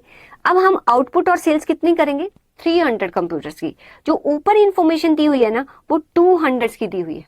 तो अब और ज्यादा हम आउटपुट कितनी इंक्रीज करेंगे, पहले हम 200 बनाते थे, अब हम 300 बनाएंगे, तो आउटपुट कितनी इंक्रीज हो गई, 100। तो 100 जो है कंप्यूटर इंक्रीज हो रहे हैं किसके पीछे, पहले 200 बनाते थे तो 100 के पीछे कितने होंगे, तो दिस इज योर कितना आ गया कि हम 50% अपना आउटपुट इंक्रीज कर रहे हैं, ये हमें जानना पड़ेगा। ठीक है, फिर वो कह रहा है कि price of material will rise 25% compare to previous year. Okay, अगर हमें 2023 का कॉस्ट शीट बनाना है तो मटेरियल कंज्यूम जो अगर लास्ट ईयर हमारा 12 लाख था, इस पर 2 इंपैक्ट देंगे। एक तो मेरा आउटपुट कितना इंक्रीज हो रहा है, 150%, 50% से हुआ तो 150 का इंपैक्ट देंगे। ठीक है, और सेकंड वो कह रहा है कि आपके प्राइसेस इंक्रीज हो जाएंगे 25% से, तो 125 का भी इंपैक्ट देंगे। ये 2 इंपैक्ट देंगे, आ जाएगा हमारा raw material. Wages per unit rise, अच्छा वेजेस जो है 10% से राइज हुई हैं। ओके, तो वेजेस पर भी दोनों का इंपैक्ट देना है। 18 लाख के अगर वेजेस है तो आउटपुट का भी इंपैक्ट देना है, और 10% राइज है तो ये भी देना है। तो ये दोनों इंपैक्ट देने हैं वेजेस पर भी आपने। Manufacturing charges will increase in proportion to the combined cost of material and wages. What does it mean? What does it mean? It means कि देखो ये पहले कितनी थी, ये यहाँ पर है आपकी 30 लाख, 30 लाख है, ठीक है। अब कितनी हो जाएगी, इन दोनों को प्लस करो, यहाँ पर दिया होगा, ठीक है, ये दोनों को मैंने प्लस किया तो अब कितना हो गया 52,20,000। प्रीवियसली कितनी थी 30 लाख, तो इंक्रीज कितने का हुआ आपका 22,20,000 का, यही है 22 लाख का जो इंक्रीज हुआ है वो किसके पीछे हुआ, 30 लाख के पीछे, तो 100 के पीछे मान लो कितना हुआ 22,20,000 divided by 30 lakh multiply by 100, ठीक है। तो इट मीन्स कि आपका 74% का इंक्रीज है किसमें, आपका डायरेक्ट मटेरियल और डायरेक्ट लेबर कंबाइंड, वही बोला है उसने, ये बात ध्यान से बोलो। देखो मैन्युफैक्चरिंग चार्जेस उतने से इंक्रीज होंगे प्रोपोर्शनेटली जितना कंबाइंड कॉस्ट में इंक्रीज हुआ है, किसका, मटेरियल और वेजेस का। तो मटेरियल और वेजेस जो है अब हो गए हैं 52,20,000, प्रीवियसली कितने थे 30 लाख, इंक्रीज कितना हुआ 22 लाख का, तो परसेंटेज में देख लो 74%। इट मीन्स कि आपके जितने भी मैन्युफैक्चरिंग चार्जेस थे 7,50,000, इसको किससे मल्टीप्लाई कर देंगे 174% से, ठीक है, ये आ गया 13,05,000। मैम आउटपुट का इसमें कोई इम्पैक्ट नहीं देना। देखो एक बात का ध्यान दो, जो मैन्युफैक्चरिंग चार्जेस होते हैं ना वो फिक्स्ड भी होते हैं, वो वेरिएबल भी होते हैं। अब उसने हमें ये नहीं बताया कि फिक्स्ड कितने वेरिएबल कितने, उसने सीधा बता दिया कि जितना मटेरियल और वेजेस के प्रोपोर्शनेटली जितना इंक्रीज हुआ ना उतना इंक्रीज कर देना, फिर आप यहां पर आउटपुट का इम्पैक्ट नहीं दोगे, ये इस बात का ध्यान रखना है, ठीक है। Selling expenses per unit will remain unchanged, अच्छा वो पर यूनिट सेम ही है, पहले कितने थे, पहले आपके सेलिंग एक्सपेंसेस कितने थे 4,50,000, ठीक है, तो 4,50,000 कितने कंप्यूटर बनते थे 200 डिवाइडेड बाय 200, तो पर यूनिट कितना था 2250। अब कितने बनते हैं 300 कंप्यूटर, तो मल्टीप्लाई बाय 300 कर दो तो 6,75,000 ये आपके सेलिंग एक्सपेंसेस हो जाएंगे, नहीं। और क्या बताया कि other expenses will remain unaffected by the rise in output, बाकी कोई भी एक्सपेंसेस है उनमें कोई इंपैक्ट नहीं पड़ेगा, इट मींस कि वो फिक्स्ड है। तो बाकी कितने हैं, ये वाला हो गया, ये वाला हो गया, ये वाला हो गया, ये कितना हो गया, ये 13,50,000 ये एज इट इज लिख देने बस, राइट, बस यही इंपैक्ट था। डायरेक्ट मटेरियल हमने निकाल दिया, डायरेक्ट लेबर जो आपका प्राइम कॉस्ट, फैक्ट्री ओवरहेड्स के बारे में, मैन्युफैक्चरिंग चार्जेस के बारे में वो कह रहा है कि कंबाइंड इन दोनों में जितना इंक्रीज है उतना इंक्रीज इसमें कर देना, वो हमने 74% कर लिया, राइट। उसके बाद जितने भी ऑफिस ओवरहेड्स हैं वो कहता है वो सारे रिमेन अनचेंज्ड है, कोई चेंज नहीं आया, तो सारे प्लस करके यहाँ पर लिख देना। कोई भी आउटपुट कहता है आउटपुट का भी कोई इंपैक्ट नहीं आएगा, तो इट मीन्स कि वो सारे के सारे फिक्स्ड होंगे, तो सारे के सारे आपने लिख देने। सेलिंग एंड डिस्ट्रीब्यूशन में उसने ये बोला कि आपका पर यूनिट सेम रहेगा, तो पर यूनिट वहां पर निकाल लेना। अब कितने यूनिट्स बना रहे 300, तो ये सेलिंग एंड डिस्ट्रीब्यूशन ओवरहेड्स, ये आपका टोटल कॉस्ट आ जाएगा। बाकी जो भी उसने सेलिंग प्राइस दिया होगा, क्या दिया हुआ है कि suggested selling price per unit to earn 20% on sale. 20% on sale का मतलब 20% ऑन सेल का मतलब दिस इज 80, तो दिस रिप्रेजेंट टू व्हाट 80, तो 20 कितना होगा वो इतना आ जाएगा, तो आपकी सेलिंग प्राइस निकल जाएगी। इज इट फाइन, ठीक है, अच्छा क्वेश्चन था, इसको आप एक रिवाइज कर सकते हो एक बार। नेक्स्ट आ गया इलस्ट्रेशन नंबर 9, जल्दी से आइए। The advertisement agency has received an inquiry for which you are supposed to submit the quotation. Okay, quotation आपको submit करनी है। Bill of material prepared by the production department for the job states following requirement of material. कहता कि जो भी आप job करोगे उसके लिए जो आपको मटेरियल चाहिए वो क्या क्या चाहिए, आपको पेपर इतना चाहिए, इंक इतनी चाहिए, और बिल्डिंग मटेरियल जो है वो इतना चाहिए, ये सारा डायरेक्ट मटेरियल के बारे में बोल रहा है। Some photography is required for the job, कुछ फोटोग्राफी भी रिक्वायर्ड होगी। Agency does not have photographer as an employee. It decide to hire one by paying 10,000. Okay, अगर स्पेशली इस जॉब के लिए कोई पर्सन आ रहा है तो ये भी हमारा डायरेक्ट एक्सपेंस ही होगा। Estimated job card prepared by the production department specify that service of the following employees will be required. Okay, इस जॉब के लिए हमें इन एम्प्लॉयज की सर्विसेज रिक्वायर्ड होंगी। इसके 80 आवर्स, इसके 75 आवर्स और इसके 30 आवर्स, इनको हम मंथली इतना इतना पे करते हैं। The primary packing material will be required to tune 4,000। Okay, primary packing है, ये भी डायरेक्ट में ही आ जाएगा। प्रोडक्शन ओवरहेड्स जो होंगे वो 40% होंगे किसका, direct cost. Direct cost means prime cost का। और while selling and distribution overheads are likely to be 25% on production cost. Okay, जो भी हमारी प्रोडक्शन कॉस्ट निकल के आएगी, प्रोडक्शन कॉस्ट कैसे निकलती है, प्राइम कॉस्ट में फैक्ट्री ओवरहेड्स ऐड करना, तो वो हमारे क्या आ जाती है, फैक्ट्री कॉस्ट। अब उसमें आप एडमिन करना, तो हमारे पास क्या आ जाता है, cost of production. Cost of production का आप 25% करना, वो हमारे सेलिंग एंड डिस्ट्रीब्यूशन एक्सपेंसेस होंगे। एजेंसी एक्सपर्ट ए प्रॉफिट और 20% coated price. 20% on coated price का मतलब क्या है कि सेलिंग प्राइस। अगर 20% ऑन कोटेड है तो 80% ऑफ कॉस्ट होगा, तो जो भी आपका कॉस्ट आएगा उसको 80 से डिवाइड करना, 20 से मल्टीप्लाई करना, आपका प्रॉफिट आ जाएगा।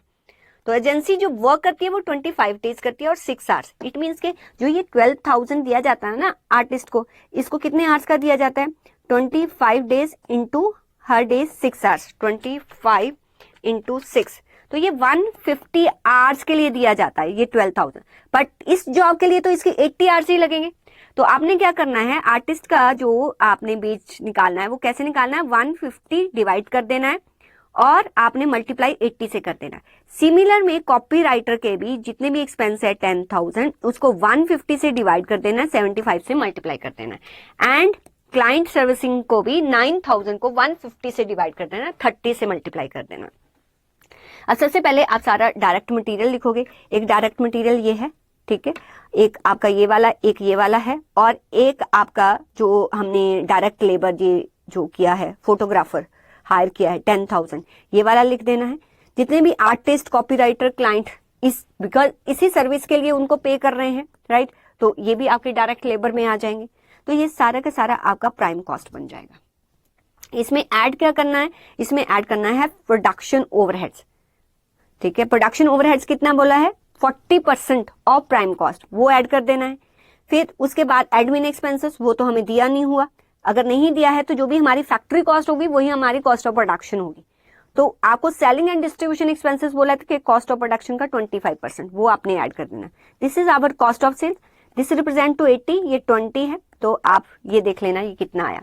तो आप 93 100 को डिवाइड करेंगे 80 से, मल्टीप्लाई करेंगे 20 से, तो आपका 23,275 आ जाएगा, ठीक है। ये इजी सा क्वेश्चन था, अगर कॉशीट किया हुआ है तो आप इजीली बना पाओगे इसको। Next 2 minute, question number 9। A factory produces 60,000 units per year at 100% capacity.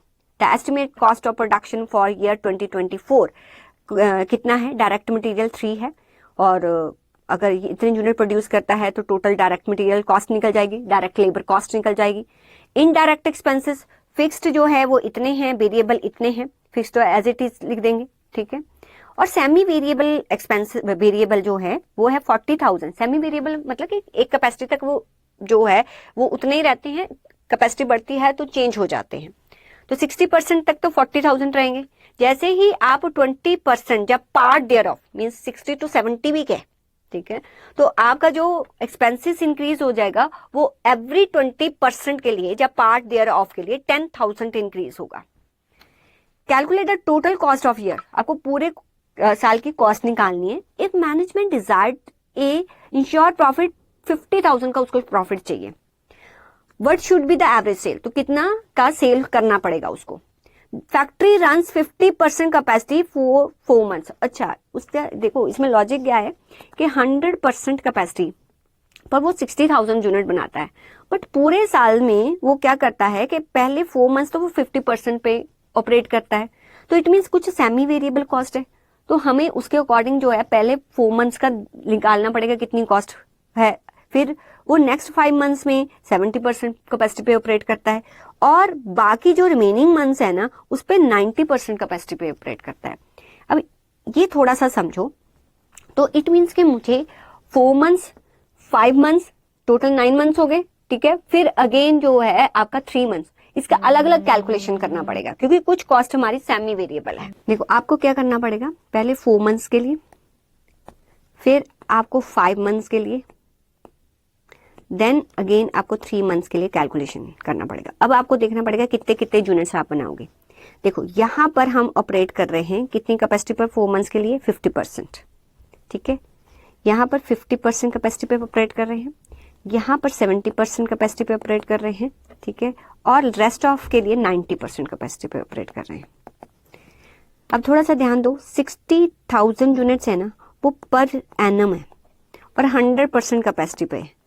तो अगर 60,000, यहाँ पर कैलकुलेशन करती हूँ, अगर 60,000 किसके लिए, 100% के लिए, तो 50 के लिए कितना होगा, 30,000 यूनिट्स। पर 30,000 तो पर एनम है, ये 12 मंथ्स के लिए, तो 4 मंथ्स में हम कितने जो यूनिट्स बनाएंगे, तो 30,000 डिवाइडेड बाय 12 इंटू 4। तो पहली कैलकुलेशन आपने करनी है 10,000 यूनिट्स के लिए। फिर आपने कैलकुलेशन कितनी करनी है, 70%। अब यहां पर कैसे करेंगे, ये 60,000 है, 60,000 का 70% निकाल दो, ठीक है, 60,000 का 70% निकाल दो। ऐसे ही इसके लिए 60,000 का 90% निकाल दो, और जो भी 70% आएगा वो 12 मंथ्स के लिए आएगा, 60,000 का 70%, ठीक है। 42,000 को 12 से डिवाइड किया और मल्टीप्लाई किया 5 से, तो इट मीन्स इन मंथ्स में हम 17,500 यूनिट्स बनाएंगे, और नेक्स्ट 3 मंथ्स में हम कितने बनाएंगे, 60,000 मल्टीप्लाई बाय उसका 90% करो, डिवाइडेड बाय 12 इंटू 3 करो, तो इट मीन्स के यहां पर हम 13,500 यूनिट्स बनाएंगे, राइट। तो ये सारा हमने निकाल लिया कि यहाँ पर 10,000 यूनिट, 17,500 और 13,500 यूनिट्स। डायरेक्ट मटेरियल तो आपको पर यूनिट दिया हुआ है, तो डायरेक्ट मटेरियल और डायरेक्ट लेबर तो आप निकाल लोगे, ये 3 रुपीज पर यूनिट है, ये 2 रुपीज पर यूनिट है, और ये जो 1,20,000 है ये तो पूरे साल का फिक्स्ड है। तो पहले 4 मंथ्स में कितना आएगा, तो 40,000, फिर 5 मंथ्स में 50,000, 3 मंथ में 30,000, टोटल साल का तो 1,20,000। इसको ऐसे बाइफरकेट कर देना। फिर उसने बोला कि वेरिएबल, ये तो पर यूनिट है ना, पर यूनिट है, तो पर यूनिट के बेसिस पे ये सारा लिख देना। अब बात आएगी सेमी वेरिएबल, थोड़ा ध्यान दो। 40,000 है 60% कैपेसिटी, इट मीन जब मैं 50% पर यहाँ पर ऑपरेट कर रही हूँ तो यहाँ पर सेमी वेरिएबल तो मेरा 40,000 ही आएगा, बट यहाँ पर मैं ऑपरेट कर रही हूँ 70% पर, तो वो क्या कह रहा है कि एवरी 20% इंक्रीज पर जो है, अगर हम एवरी 60% से ऊपर की कैपेसिटी पे जाते हैं, एवरी 20% इंक्रीज जब पार्ट देयर ऑफ पर हमारा 10,000 का खर्चा बढ़ जाता है, ठीक है। तो 60 टू 20 ऊपर 80 हो गया, अभी हम 70 पर कर रहे हैं, पर पार्ट देयर ऑफ तो है ना 20%, तो 40 में प्लस 10 किया तो 50,000 आएगा। ऐसे ही जो नेक्स्ट आपका आएगा नहीं यह वाला 40 से 50, अब नेक्स्ट 3 मंथ्स जो आएगा वो 90% कैपेसिटी पर कर रहा है, तो 60 से 20 हुआ 80, और 80 से 20 हुआ 100, अब वो अगले 90 जो 20 में फॉल कर रहा है ऐसे, ठीक है। 60 में 20% का इंक्रीज तो 10,000 का इंक्रीज हो जाता है, इसमें फिर वो 20% मीन्स अप टू 80% जो है आपको कितना पड़ेगा, 50,000। 80 से 100 में जो है आपको कितना पड़ेगा, 60,000, क्योंकि पार्ट देयर ऑफ 10,000 इंक्रीज हो जाता है, तो यहाँ पर 60,000। बस यही था, बाकी डिजायर प्रॉफिट उसने बताया हुआ ऐड कर दो तो आपका एस्टिमेटेड सेल। इसमें सिर्फ इंपॉर्टेंट क्या है, ये वाला पार्ट और ये वाला पार्ट, ठीक है। इसको इंपॉर्टेंट मार्क करके इसको एक बार देखना है आपने। अच्छा और नहीं है क्या, यस, बस इतना ही था। तो अभी मैंने जितने भी क्वेश्चन हैं, जो भी कॉन्सेप्ट हो सकते थे वो सारे डिस्कस कर लिए हैं, तो एक बार इन सभी कॉन्सेप्ट्स को देख लो। अब हम मॉड्यूल 2 का पहले थ्योरी करेंगे, फिर उसका प्रैक्टिकल पार्ट करेंगे। तो एक बार यहीं पर स्टॉप करके मैराथन को एक बार सारे क्वेश्चन को, जो लॉजिक्स हमने देखे हैं, यहाँ पर हमने ये देखा है कि थोड़ा डिफरेंट था कॉन्सेप्ट, उसको एक बार रिवाइज करो, देन मॉड्यूल 2 की थ्योरी और प्रैक्टिकल पर